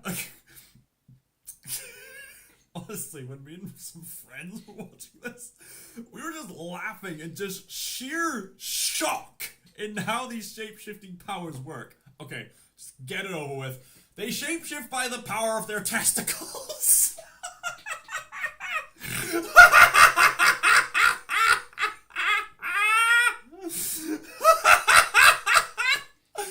so, you get all these scenes where someone spreads his testicles and they all sit down.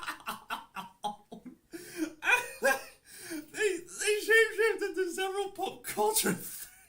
And they like paraglide with their testicles.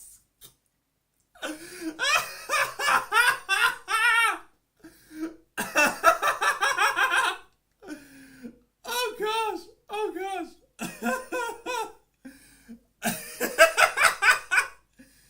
Okay. Okay. But Pom Pok was quite an odd one. I'd probably put it in F tier probably because out of all the movies, Pom Pok was not only unusual with what I just described, but the pacing is pretty odd and the characterization is weird because on the one hand we're meant to relate to these characters, but at the same time there's this one scene where it's meant to be like this respectful funeral, but then all of a sudden all of them laugh at once and they go back to being very hectic. It's hard to relate to a certain character when there's just so many of them and the pacing is so hectic, and obviously it's got an environment theme, but it's probably the weakest Studio Ghibli movie, if you ask me. Although the testicle thing makes it hold up. Oh man. Okay, okay, we should probably move on before I lose my mind. Let's see. The Secret World of Arrietty, or it was simply called Arrietty in the UK, but I think this is another easy A tier, or should it be a B tier? A tier. I mean, it's a very pretty charming movie. Probably B tier, probably the top end of the B tier, because Arrietty does have a lot of great creativity going for it. It kind of ends kind of abruptly, but being an adaptation of The Borrowers, there's a lot of brilliant creativity. I even took inspiration from the Arrietty movie for a photography project I worked on in the past. It's visually stunning, and I remember using a backdrop from this movie as an exercise of this particular kind of paint that I got, the kind that Studio Ghibli uses.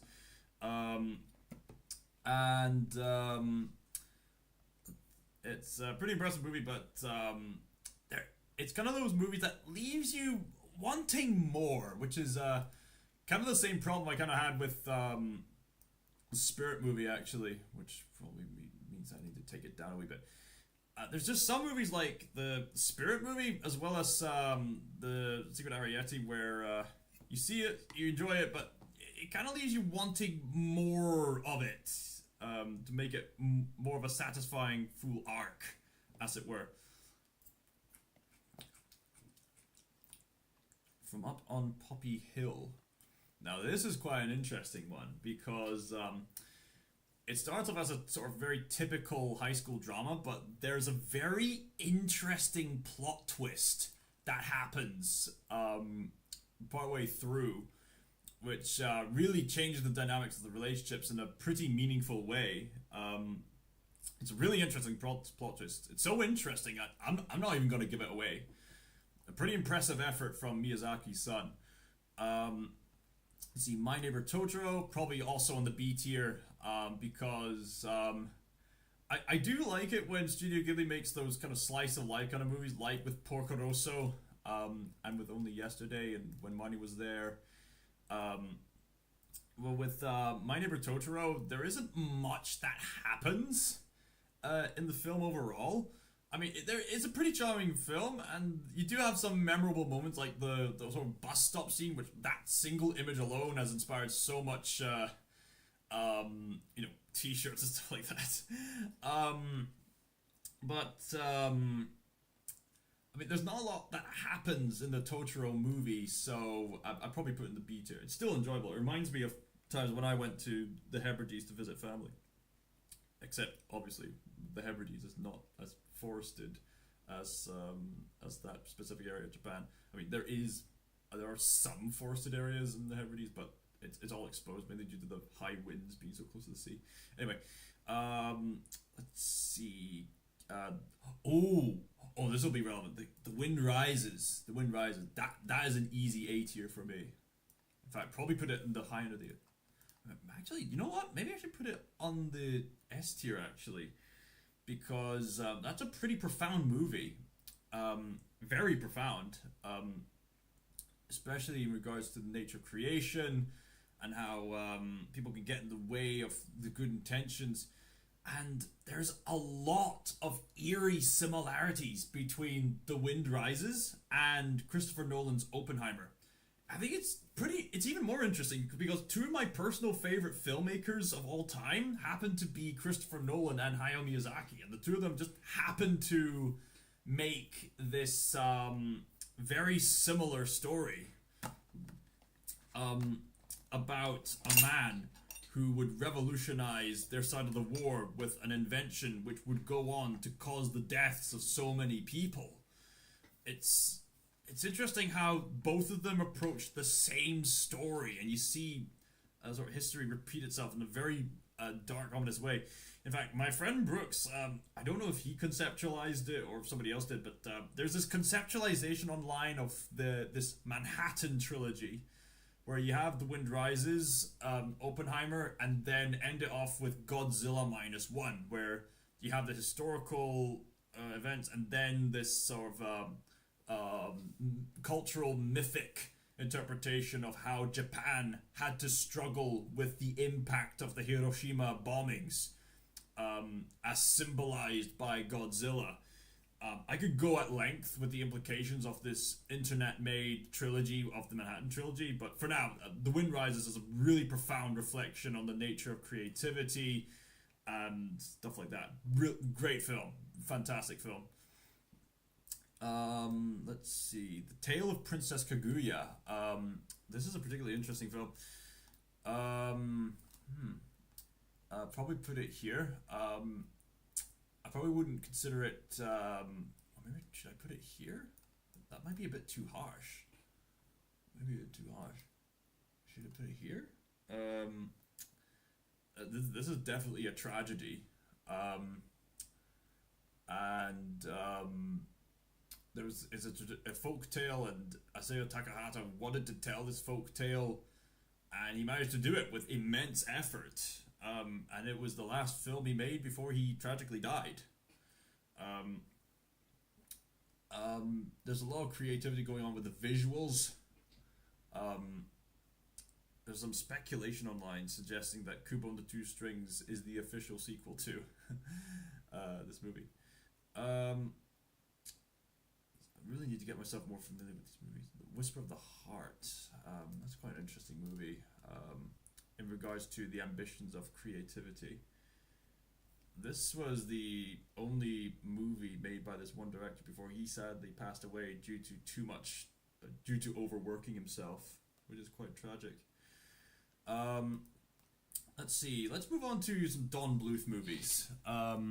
Okay, so Small One, easy S tier. Secret of Nim, easy S tier. An American Tale, S tier. Land Before Time, S tier. All Dogs Go to Heaven, A tier. Let's see. Rockadoodle, that's Flower Goes West. It's charming enough. We'll probably put Rockadoodle here actually. A Troll in New York. Put that there. Probably not going to bother with the Land Before Time sequels. Let's see here. I haven't Anastasia. I know people would like to say that, oh, well, Anastasia doesn't really hold up compared to the other films. Actually, you know what? Yeah, that makes more sense. Have you heard there's a rumor in St. Peter's? Oh, good grief. Really? Really? Is that what I think it is? Oh, no, it is. It is. Secret of Nim 2. The easy F tier. Easy F tier. Where can you get on Discord? Yeah, I'll do it soon. I just wanted to use this as an opportunity to talk to people. Bartok. Fun movie. Put that in B tier. Let's see. Haven't bothered watching it. I remember seeing Thumbelina. Thumbelina doesn't hold up so well. C tier, D tier.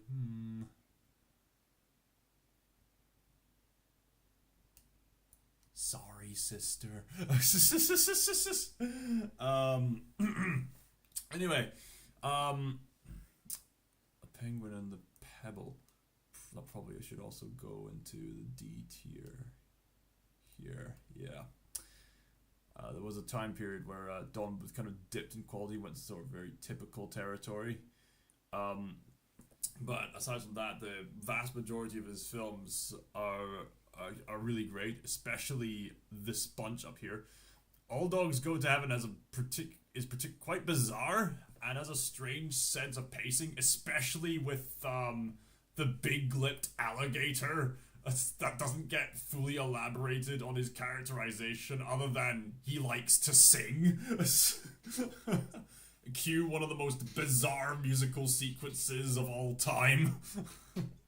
But apart from that, it's a pretty solid film in regards to having a solid redemption arc of this dog having to atone for his licentious lifestyle as he tries to reconcile himself and eventually gain the right to enter the heavens.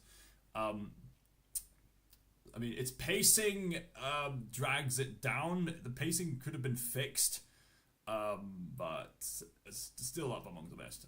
Anastasia, really enjoyable musical. I suppose there is a bit of controversy in regards to how it depicts the Russian history, but if I'm not mistaken, the Russian royal family themselves did eventually approve of this movie. In fact, there's been a stage musical adaptation of Anastasia, which removes the whole Rasputin plot line. So make of that as you will. So, needless to say, I consider these four to be Don Bluth's best movies. The small one, basically set in ancient Israel with this boy struggling to give away his donkey. And that relationship really makes that movie. Really heartbreaking and profound stuff. It does lead to a hopeful ending. Secret of Nim, that's just one of the best animated movies ever made. I don't need to say more. Easy win. American Tail. I'm thinking of The Godfather Part 2 now that that's brought up. Land Before Time, another great film similar to these three. It's this sort of fictionalized take on the dinosaurs as they struggle to they really struggle. I think the best Don Bluth films show that these characters really struggle. They go through some really dark moments, but there is a hopeful ending at the end. Hopeful ending at the end. Make of my words as you will. And so the happy ending is all the more happy, having triumphed over the harsh evil that they had to overcome, and that's the common pattern of the best of the Don Bluth movies. Also, why isn't Dragon's Lair and Space Ace on here? Okay, the Puuung characters. Do that some other time. Let's see.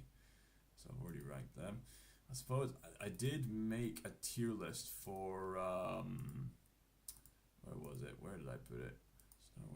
Here we go. PIXAR movies.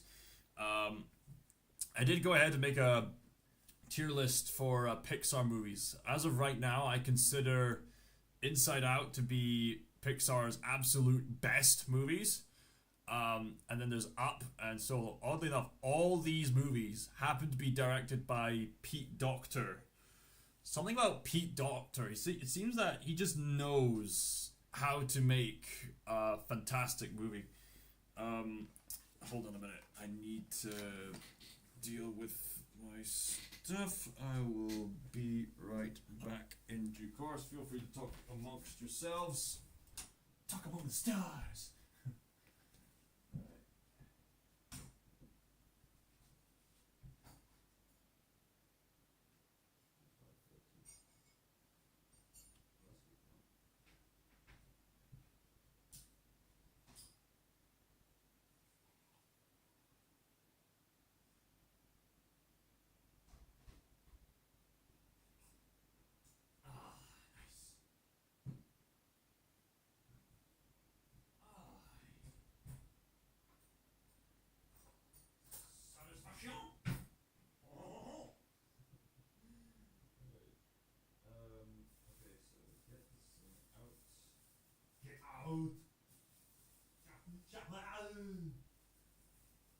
Everyone, get the pie out.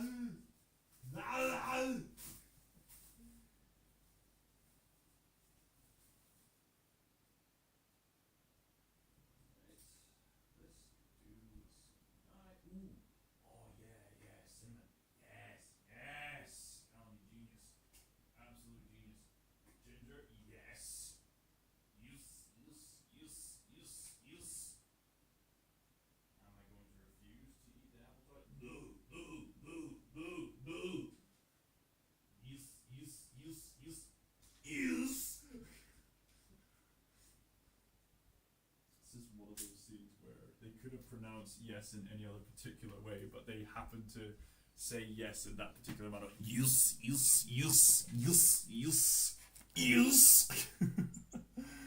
Anyway, I'm back with apple tart and dark chocolate Brazilian nuts. Alright, so as I was saying, Pete Docter just seems to get the formula right when it comes to Pixar movies. Obviously, not all of his movies have been, the best, but Pete Docter so far has had a very consistent reputation as an animation film director, and he seems to be one of the few sane people working at Pixar right now. That is tasty. Lots like those films. Although I would not want to eat those films, I want to watch the films again. These films are absolute masterpieces. Inside Out is the best Pixar film because it delves pretty profoundly into mental health in a very creative way. The pacing is excellent, the jokes are brilliant.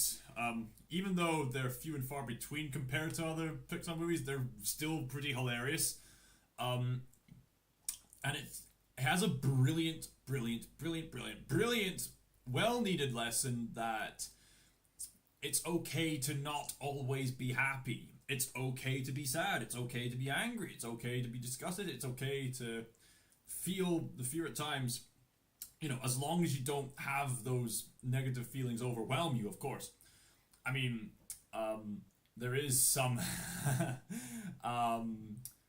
some psychologists might have a bit of conflict in regards to Jungian analysis and stuff like that. But other than that, from what I remember, the Pixar team really did go out of their way with the mental health studies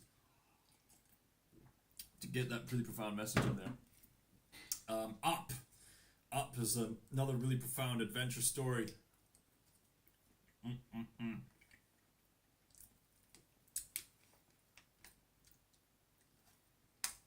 Up teaches us that not only is it never too late to have an adventure, but Up also teaches us that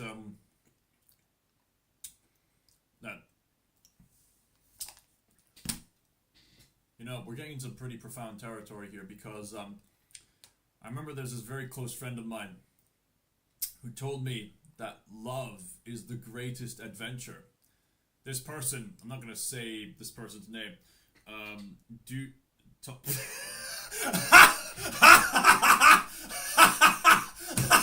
Sorry, I love how I was trying in the midst of this really profound moment here, but then Brooks just comes out and says, "Do top tier wife list." Oh, I love you, buddy.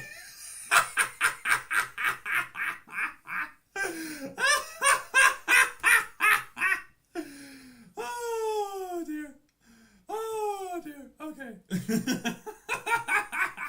That's probably a bit of necessary levity. Anyway, where was I?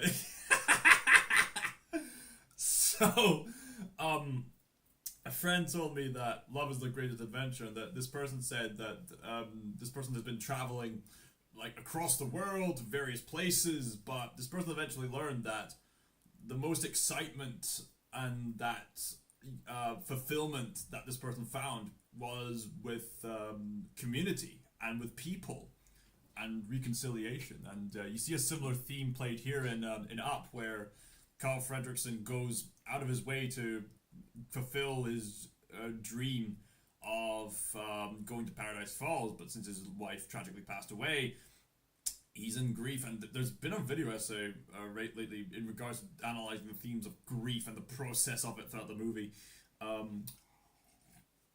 and how it affects Carl and how he can't really seem to move on, how he doesn't immediately warm up to new friends like Russell and Doug the dog and the bird. So by the time he reaches Paradise Falls, he realizes that just having Ellie around was all the adventure that he needed. Love is the greatest adventure, and that's a really profound lesson to learn. Also, there's some really funny moments in Up, especially with Alpha's voice. I remember me and many others just laughing hysterically in the cinemas when that happened. Absolutely brilliant comic relief there. Soul. That's another really profound movie. Probably the most philosophical that Pixar has ever gotten.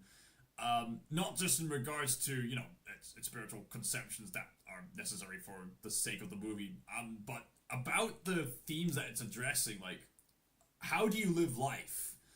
What is the meaning of life? Like, how should we be living our lives? Like, it's a pretty profound territory, especially with that one scene where the main character, Joe Gardner, fulfills his lifelong dream, but he still feels that sense of eternity in his heart. He's not really fulfilled. He thought there'd be more of it, and then his the lady who he wanted to play with tells him this story that perfectly describes his condition. And I know my friend Brooks is already quoting it already, so I might as well say it with him if he's watching. There's a story about a fish. There's one fish swims up to another fish and says, "Hey, I'm looking for this thing they call the ocean." "The ocean?" The other fish says. "Well, that's what we're in right now." Then the first fish says, "This? No, this is water. What I want is the ocean. See you tomorrow." And then Joe has this profound sense of reflection. He gets into the zone. It's a really profound part of the movie that really makes you think in sort of Ecclesiastes kind of way, in that everything we see on earth is very fleeting. So if we're going to find fulfillment and meaning, it's got to go beyond the fleeting material. We have this sense of eternity in our hearts. And so mere material goals will not suffice. We've got to seek for more than that, and so brilliantly points that out. And even though, it is a deep shame that Soul never really got the theatrical release recognition that it deserved, it nevertheless premiered during a time of immense crisis during the pandemic. And pretty profound stuff.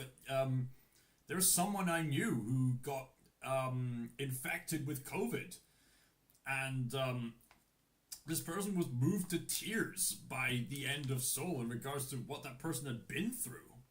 Really profound stuff. So, other than that, yeah, in the A tier, you got some very solid movies. The Incredibles. Maybe I should put The Incredibles on S tier. It's just that good. Maybe should I put Finding Nemo in there too? Oh god, man. Okay, maybe I don't get too carried away.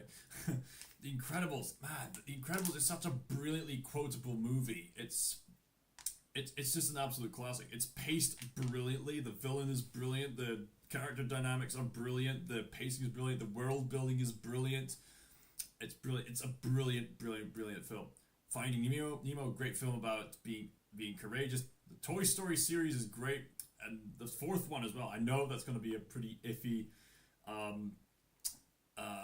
stance to take, but Toy Story 4 really surprised me. Although I don't really have much confidence for Toy Story 4. I mean, I don't really have much confidence for Toy Story 5. Coco made me cry. Ratatouille, chef's kiss. Ba-dum-ts. Especially, one of the most profound scenes in any movie is Anton Ego's speech in that movie. Especially with voiced by the late, great Peter... Peter, who was in Lawrence of Arabia. Was it Peter Cushing? I think it was Peter Cushing. No, that wasn't it. No, that's not Peter Cushing. It's sorry, hang on. What was the guy's name again? Sorry, I'm not doing so well with remembering names today. Anton Ego, Peter O'Toole, that's the one. Yes. So, I have a Disney film. Oh, yeah, they've got the Smiling Friends characters list here. I'll do that sometime. Where was it? There was this Disney list that I had up. Or did I close that down? Got this manga list. Where did I put it?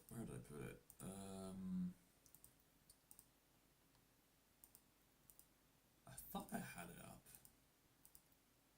Maybe I should get a Disney list going.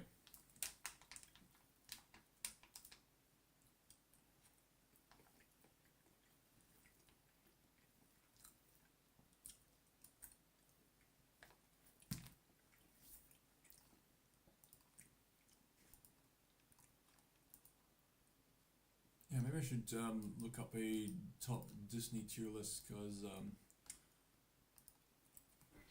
Disney animated movies. Every single Disney animated movie ever. Yeah, that'll do. Okay, this is a tier list I've not really used yet. That's not an animated movie. That's a live action movie. That doesn't count. You silly sausage.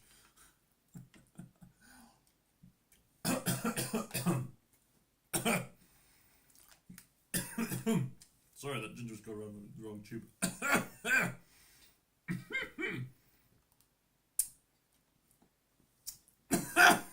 Sorry.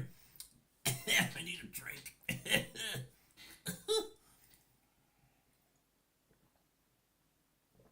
Oh. Alright. Right.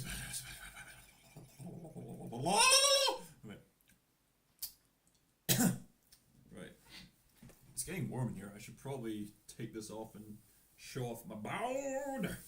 Show off my body.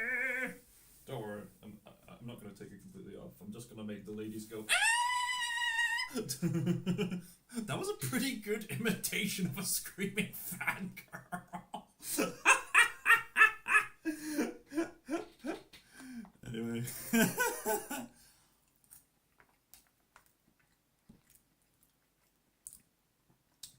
Ranking Disney movies. Now, obviously, it is such a shame to see that the Disney company that was so beloved for its creative innovation that even Hayao Miyazaki appreciated. It's, well, to some degree at least. It's such a shame to see them stoop so low, but at the same time, people like myself still have that love for that classic Disney, and it's clear that the people of Disney do have the potential to turn themselves around. They just need to stop being so stuck up in this monopolized buffoonery. Ah, you're back, Firecracker. I'll just give you a brief summary of what's happened. So, Crystal Blue Star showed me her own tier list, so we could do that another time for the Puuung characters. I made this tier list for the Don Bluth movies with Small One, Secret of Nim, American Tail, and Land Before Time as the absolute masterpieces therein. I made a Studio Ghibli tier list with Spirited Away, My Princess Mononoke, Red Turtle, Grave of the Fireflies, and Wind Rises. That's the absolute best. Go watch them if you haven't already. This is the official tier list for the majority of the Dreamworks movies with Prince of Egypt, Wild Robot, and Puss in Boots: The Last Wish, remaining the undefeated champions in the S tier. Go watch them if you haven't already. Let's see. There was some other tier list I was planning on doing, but I guess the general theme is animated movies. I made this PIXAR list. I got it on the list. A little joke for you musical fans. With Inside Out, Up, and Soul, Pete Docter movies being the absolute S tier. Go check them out if you haven't already. So now, we're going to focus on The House of Mouse. Yeah, we criticize The House of Mouse a lot these days, but we still have that love for classic Disney, and we want to see modern Disney go back to being classic Disney. So let's get the elephant out of the room. Fantasia, and where is it? Fantasia 2000 S tier. The Fantasia movies, yeah, they will bore a lot of people, but if you want to appreciate animation as a work of art, to see what it's capable of, watch these movies. These are basically animated shorts, vignettes, if you will, set to classical music pieces, and the animation is practically dancing to this classical music, depending on the tune that's being played, and you create this unique harmony that, come to think of it, Salieri in the Amadeus movie would ramble on about, and for relatable, understandable reasons. Yeah, I could see the music behind his iron cage. A sheer art beauty. In fact, maybe next time they make a Fantasia movie, in fact, do they have a Mozart music in there? I think they do have Mozart in it. I know they got Beethoven in there because Fantasia 2000 starts off with da da da da da da da da. So, what are some particular highlights from the Fantasia series? Let's see. Particular highlights. You've got. Let's see. I think one of my favorite sequences is this nature spirit restoring the forest, getting destroyed by the lava firebird, only to then find hope from the deer and then restore all the forest again. I really like that sequence. That was one of my personal favorites. There's a lot more variety in animation styles in Fantasia 2000, although the celebrity cameos can be pretty distracting. The CEO is Disney. When confronted with the interviewer telling him people are sick of wokeness, he said he doesn't think that's the problem, or that they are woke. I believe that his response was yeah, you can tell he's just being a mouthpiece. Okay, let's put it this way. Classic Disney, we are appreciating when it was run by Walt Disney and whoever came afterwards before Bob Iger, hogged the scene, as it were. So yeah, if you haven't seen them already, I would highly recommend the Fantasia movies. They are works of art in their own right.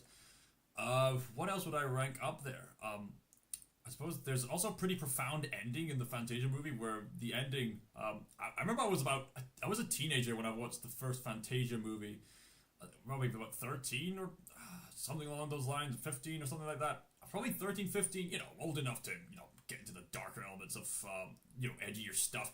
and the ending of Fantasia still freaked me out. Like, you know, I can still watch through it, but wow, that was freaky. But at the same time, the ending of Fantasia is really profound in the fact that there is this divine light that casts out the darkness, and it ends with Ave Maria, and it's back in that time. You'd usually have the opening credits at the start, and then when the film ends, it would just end. It's used in a rather strangely profound manner in the first Fantasia movie, where you see the that glorious sunset, the climax of the Ave Maria sequence, and then the film literally ends there. Like, no end credits, just ends. It's a pretty profound way to end it, if you ask me. Let's see, Hunchback of Notre Dame, easy S. I mean, I know people could get distracted by the gargoyle comic relief. Me personally, I actually like the gargoyle comic relief.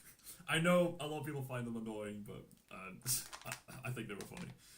Also, I mean, there's some brilliant characterization going on, especially with the villain Frollo. Oh, just chef's kiss with that villain song.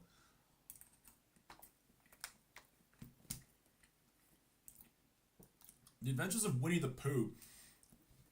Alright, gotta make a confession. In order to explain why I put that Winnie the Pooh movie up there, I need to give a few reasons why. I'll be right back.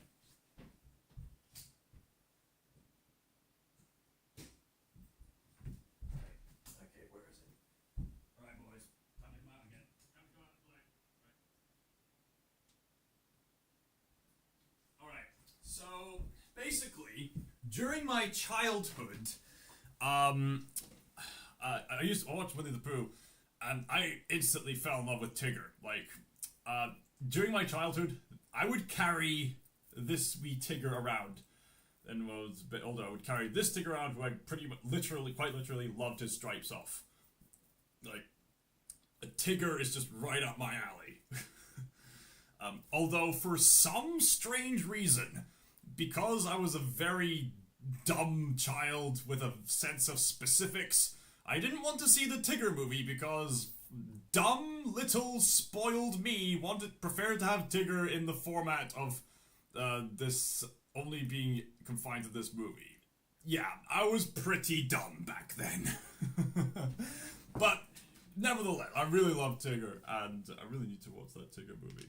I'm really doing myself a disfavor there. Tigger is awesome. Tigger is just the best. Alright. But that's not the only reason why this film is up here. Another reason why this movie's up here is because, much like Wallace and Gromit, it's pretty much a cardinal sin to not like Winnie the Pooh. And this particular entry can get strangely profound at times, especially with the end scene where Winnie the Pooh is just walking around with Christopher Robin, and Christopher's saying, Pooh, will you promise that you'll be there if I ever return here? And Pooh's saying, yeah, I promise. And there's these implications that as much as Christopher Robin's having fun, he's inevitably going to have to face the world and grow up. It's basically played more in they play more into that into the film the Grand Adventure of Winnie the Pooh, where it's played more profoundly, and it's kind of delves into the sort of themes of growing up akin to Peter Pan, and it's pretty profound. And it's when they made a live action adaptation of, well, you know, Disney's pretty notorious with the live action remakes. But when they made that Christopher Robin movie, it was actually a film that legitimately made me cry. It's one of the only, I guess, live-action lineups that actually works. Stay true to thematic. Let's see. Let's put Mulan in there. Awesome movie. Awesome female character done right. Let's see. The first Snow White movie. It's pretty much similar to like A Grand Day Out, in the fact that it's pretty primitive in its presentation, but at the same time, you just have to respect the fact that Walt Disney was like pretty much selling his garage and working life and limb just to get the first ever fully colored animated movie onto the big screen at a time that people would watch again and again and again in the cinemas at the time because they had no access to VHS at the time. My days, this film has revolutionized so much. And yeah, it's simple. And fun fact, J.R.R. Tolkien and C.S. Lewis went to go see it. They both didn't really like it that much, but C.S. Lewis liked it more than Tolkien did because he liked the presentation of the dwarves and the stuff like that, whereas Tolkien has a very specific taste in dwarves, shall we say.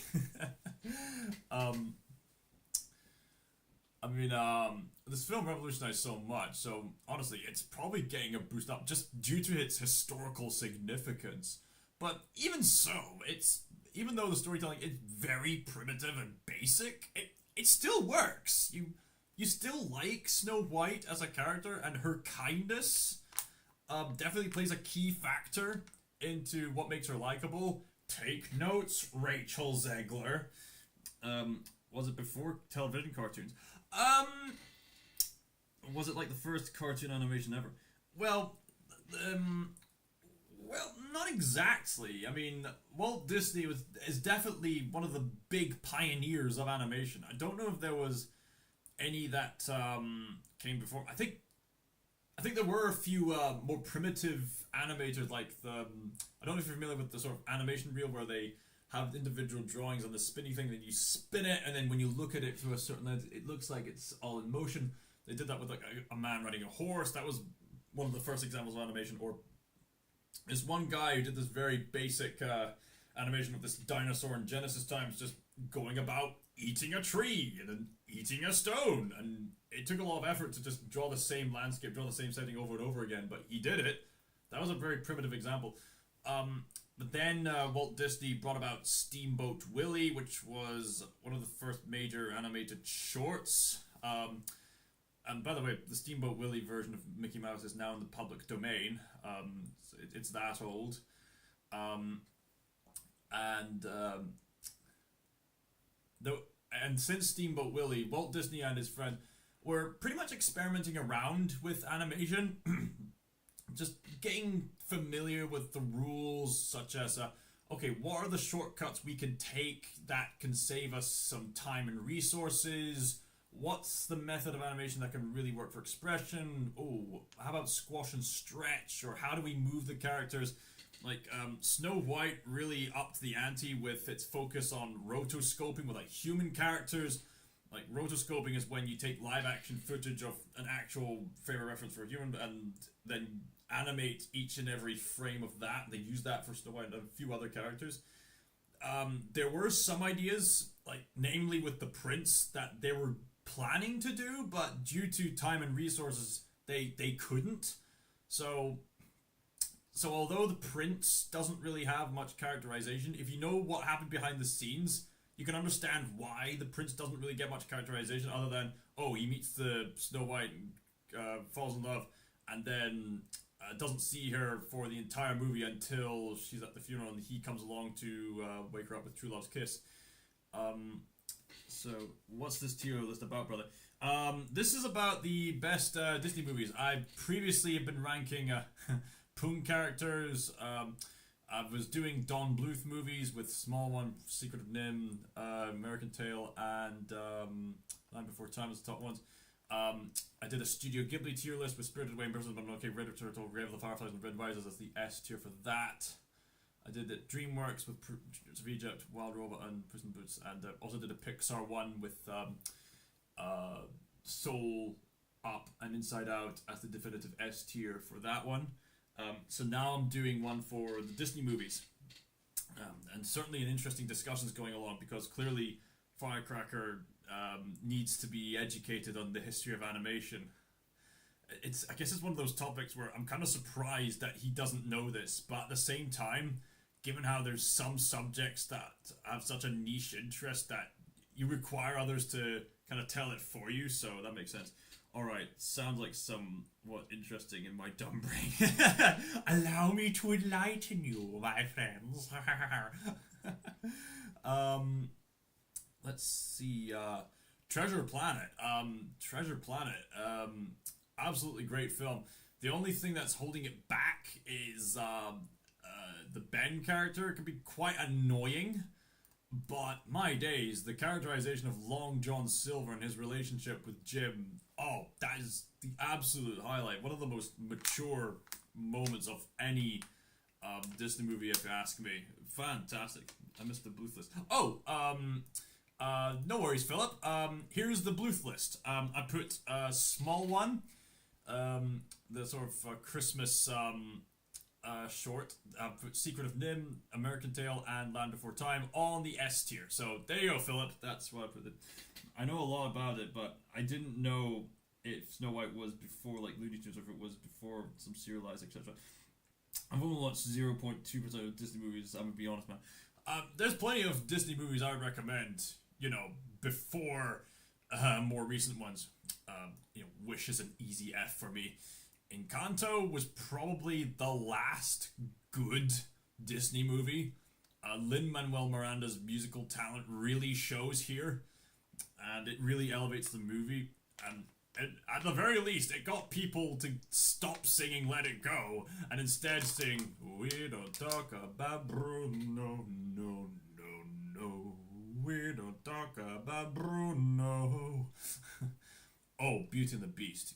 Easy S tier. Absolute easy S tier. Tale as Old as Time. That is the... of all the formulaic Disney princess-themed movies, Beauty and the Beast remains the best. In fact, Beauty and the Beast was deemed so good that it was nominated for Best Picture at its time. That's how amazing it is. And honestly, the Beauty and the Beast film is one of those films that gets even better the older you get and the more you rewatch it, because there's a lot of implications and there's a lot of things you can take away from the movie.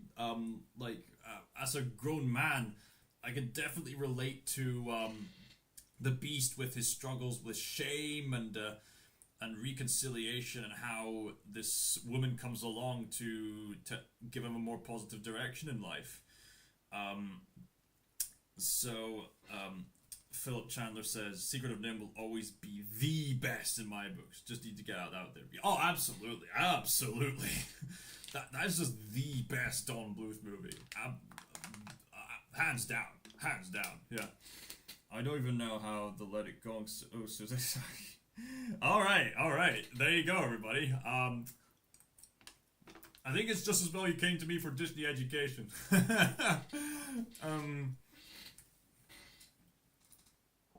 So let's see. I suppose I'll give you the films I recommend, and you can go from there. The Lion King.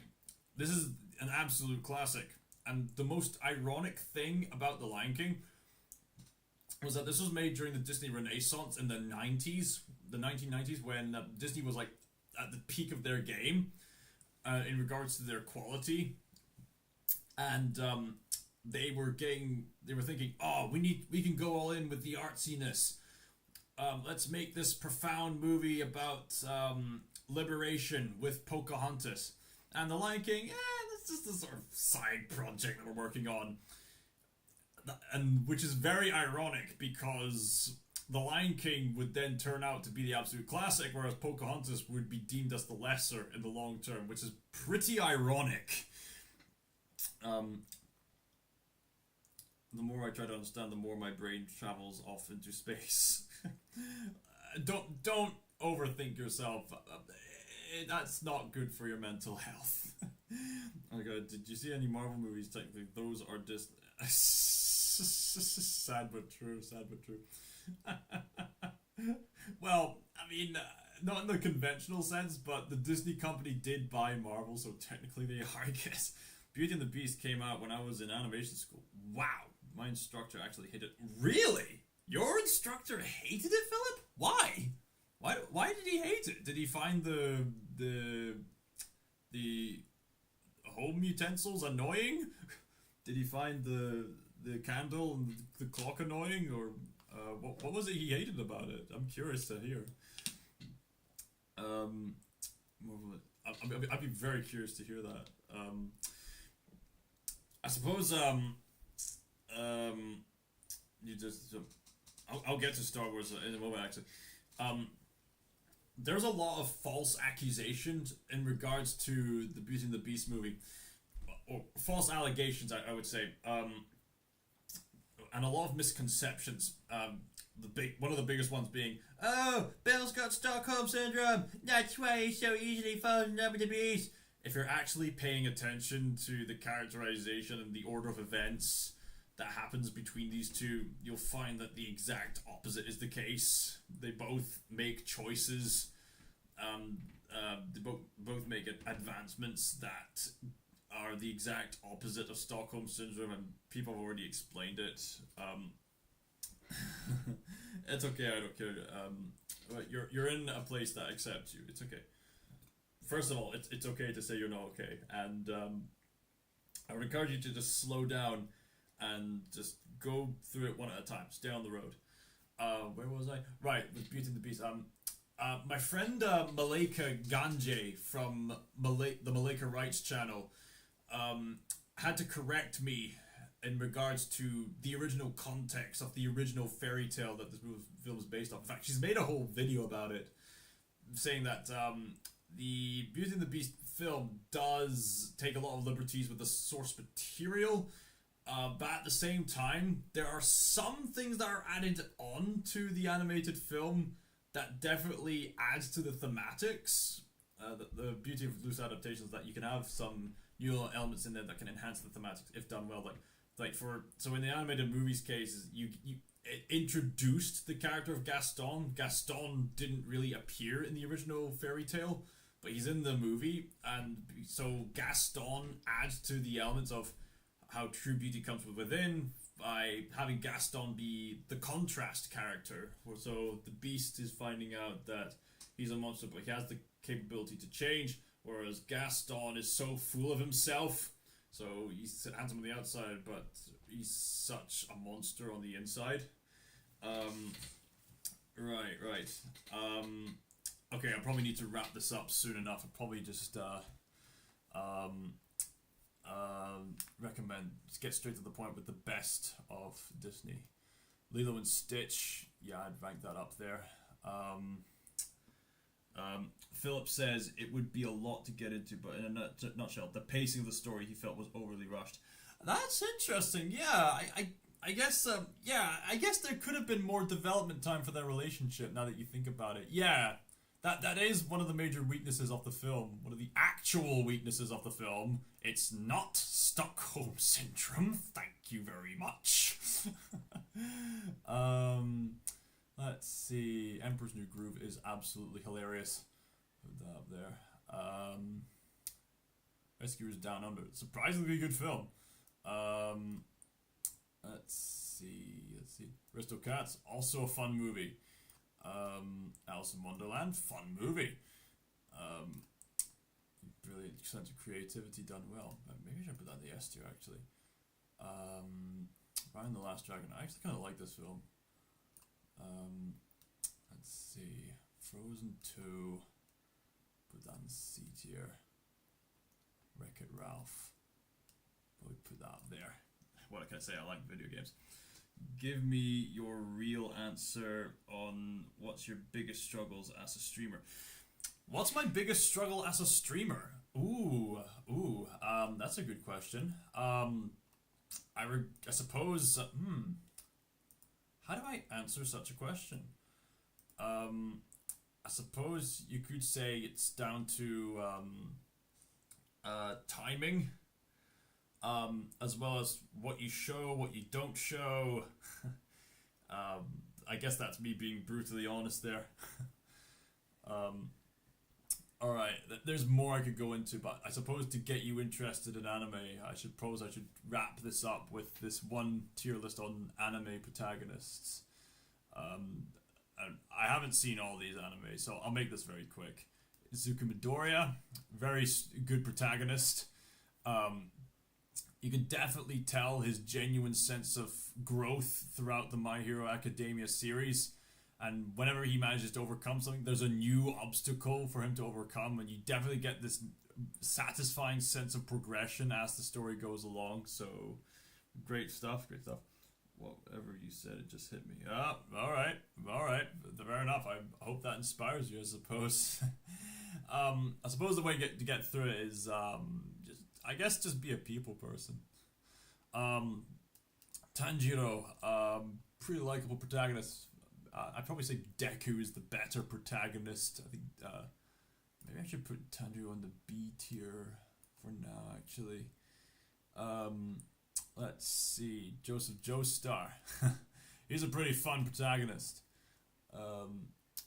He's probably the best protagonist of the JoJo series, which is already a crazy series. Saitama, hilarious character, absolutely hilarious character.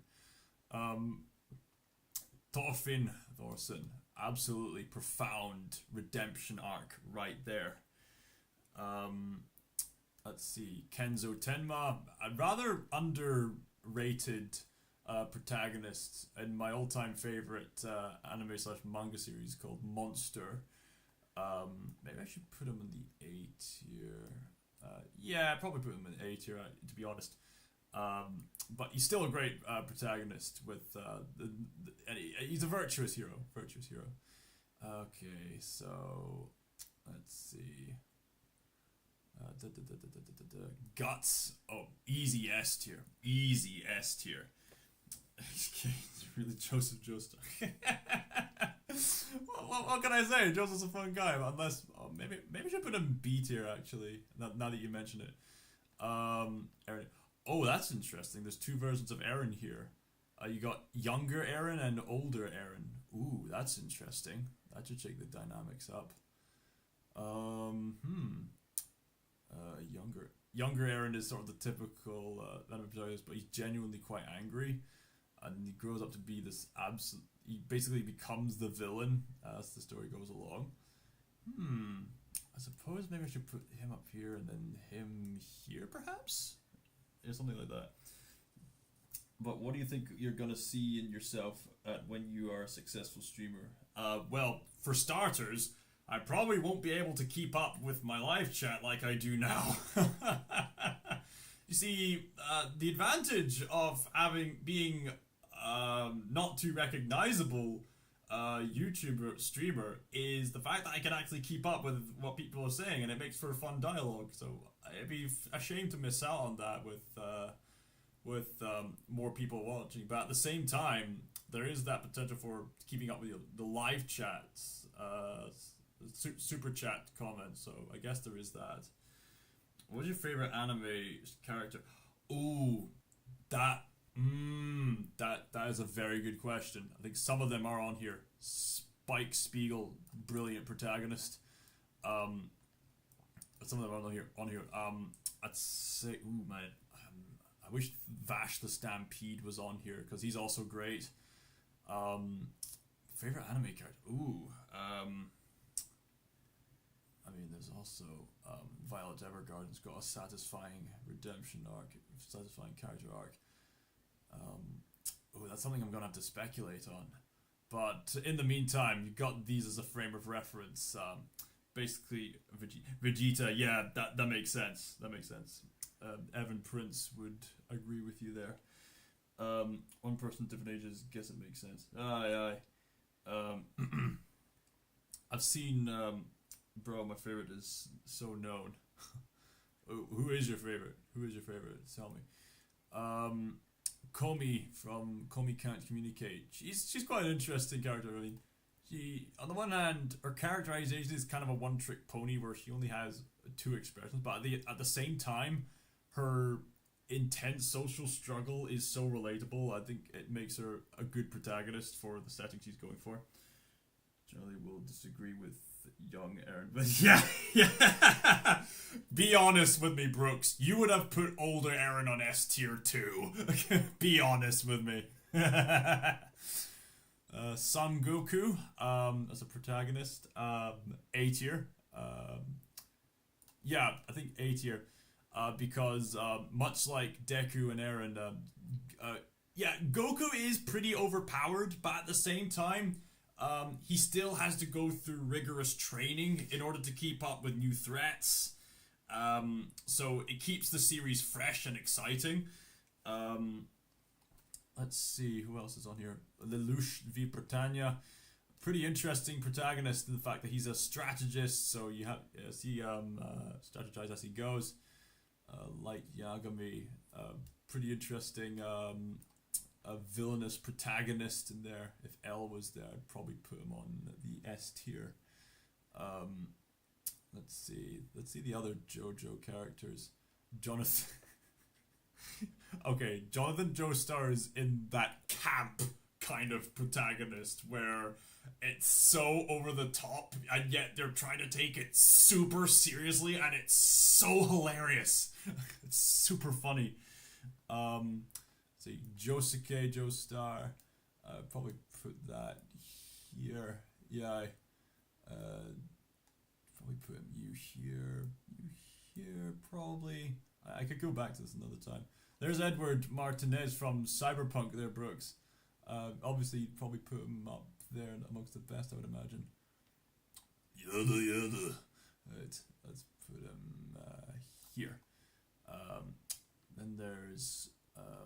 I've noticed Mugen from Samurai Champloo. That was a series I saw. Okay, where are you, Mugen? I saw you somewhere, Mugen. I know you're here somewhere. Did I put you up there already? No, I didn't. Where are you, Mugen? Ah, there you are. Mugen from Samurai Champloo. How would I put? Probably an A tier. Or maybe B tier, because Mugen doesn't really change much as a protagonist, but at the same time he does have the martial arts spectacle, and his character does grow a wee bit, and the whole point of Samurai Champloo is that it's more of a road trip than a complete deep dive, I suppose. The camp that Token would seen is exceptional. I'd love to hear you elaborate on that, Brooks, and I will get off this soon. I just thought I'd make this get this tier list going just to get people interested in watching anime, because obviously anime tends to be some of the best in regards to animated media. Obviously some more than others, hence why I'm making this, well, attempting to make this list. Giorno, let's see, probably here. Let's see, are there any other ones that I'm familiar? I haven't seen a lot of these.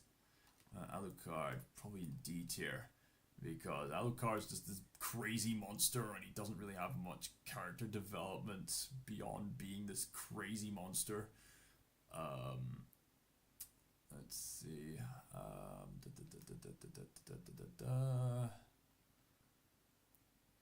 not all too familiar. Well, I am familiar with all these characters. It's just that I haven't seen a lot of these other shows yet.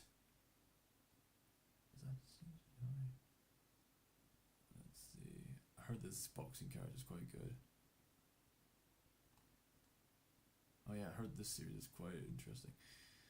So yeah, I think that'll probably do it for now. Yes. Right. The reason why I make these kind of lists is because I particularly want people to focus on the A and S ranks particularly, because those tend to make for the most profound kind of storytelling, the kind of profound storytelling that motivates people to be enlightened and to improve their lives, and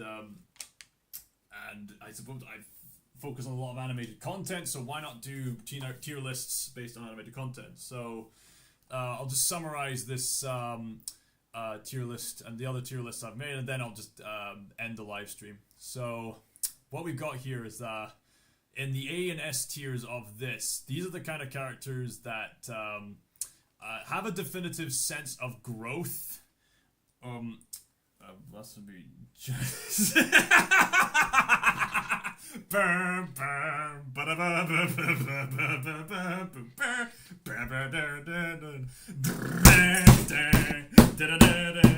anyway.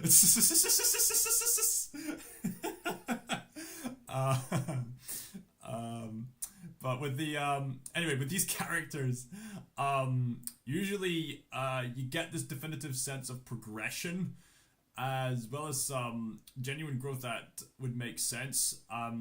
Even if the characters in S and A tier don't really grow that much, at the very least they are very entertaining. Like, for example, Saitama as a protagonist doesn't really change that much, but his entire premise is so relatable yet simultaneously so hilarious that it makes him such a brilliantly entertaining character to watch. He pretty much makes the show where sometimes he's serious, but other times he is not taking it seriously in the slightest. One of the most famous scenes in the series is when he hits a villain that he thinks would be a piece of cake, only to realize the villain's just going through another phase, and his villain's got this really serious, dramatic look. This armor I am now unleashed on my full power. And Saitama has this super bland look of just intense disinterest, and he just responds, okay.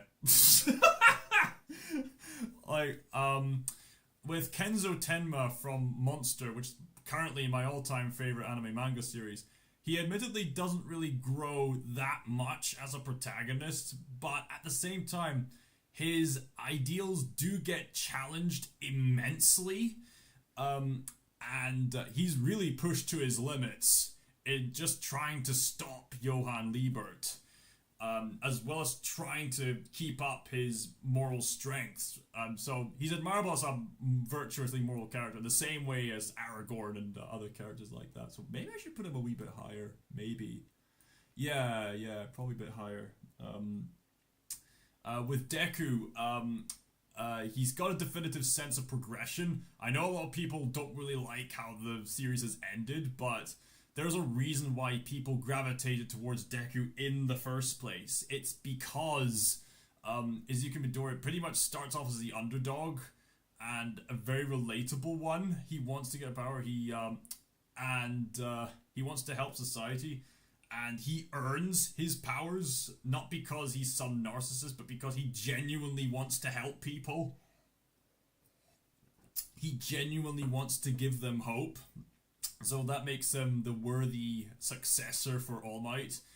And so, but even when he gets what is basically his own world's version of one of the most powerful superpowers you could ever be gifted with, he still has to train for it. He needs his body to be physically ready to comprehend such a power. He has to then pass an exam, but he pretty much brutalizes his arm. So as he goes into school finally, barely just, he has to learn to use the power in a way that doesn't quite cripple his arm. But by the time he's doing that, he has to learn to control it. And as you can tell, the progress comes rather naturally, and the threats keep getting bigger, but Deku manages to find a clever way to keep pushing through every time, and that's what makes him such a great character to latch onto.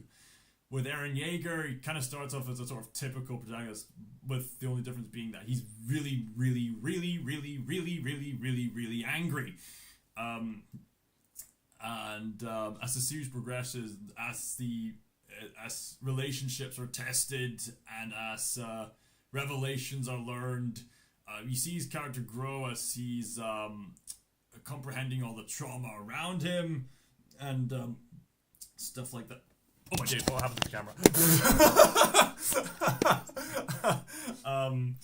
Only not just noticed that. So obviously, as the series progresses, he eventually becomes the twist villain, as it were, and eventually becomes the very monster that he swore to stop. So typical protagonist at first, but then he starts to become the villain, and it makes for pretty interesting character analysis. Light Yagami and Lelouch are very interesting strategist-type characters. They are also characters who go down a very dark path. I mean, I've heavily criticized Death Note, which is why it's in A tier, but I could definitely see why people latch onto these kind of shows. It's mainly because of the sense of strategy related to that thinking. Although, if you want strategic anime done right, go watch Monster. That is amazing.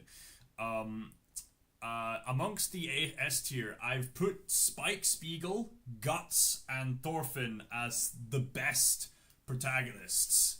I feel like they have the best sense of growth, and specifically the kind of growth that works the most profoundly for their respective stories. Like, for example, the theme of moving on from the past with Cowboy Bebop, the theme of endurance despite the overwhelming odds in Berserk, the theme of learning that there's more to life than vengeance with Thorfinn, and that makes for very profound stories, especially with these seinen-oriented stories that you got going on with these three in particularly. You get stories about characters who need to learn how to love again. With Spike's story, it kind of ends in a kind of a tragic case, sort of bittersweet tragedy, and the pacing of the Cowboy Bebop show plays a crucial role in Spike's characterization. He's not just some cool guy voiced by Steve Bloom. He's also this guy who's is in this existential Inoi where he's wanting this. He keeps obsessing about the past, but at the same time, he's in this limbo of not really fully being in the present. And so it's kind of this internal horror he's having to live with day by day. With Guts, this is a character who struggles deeply, and the rest of the story, it seems like it's a vengeance story, but in reality, it's actually a story about how Guts learns to love again. Because guess what, guys? The story doesn't just end with that infamous eclipse scene. I know, big shocker, right? But you have to remind people, no, it's not just a vengeance story. It's a story about this man learning to move on from a traumatic past. Let down your hair. I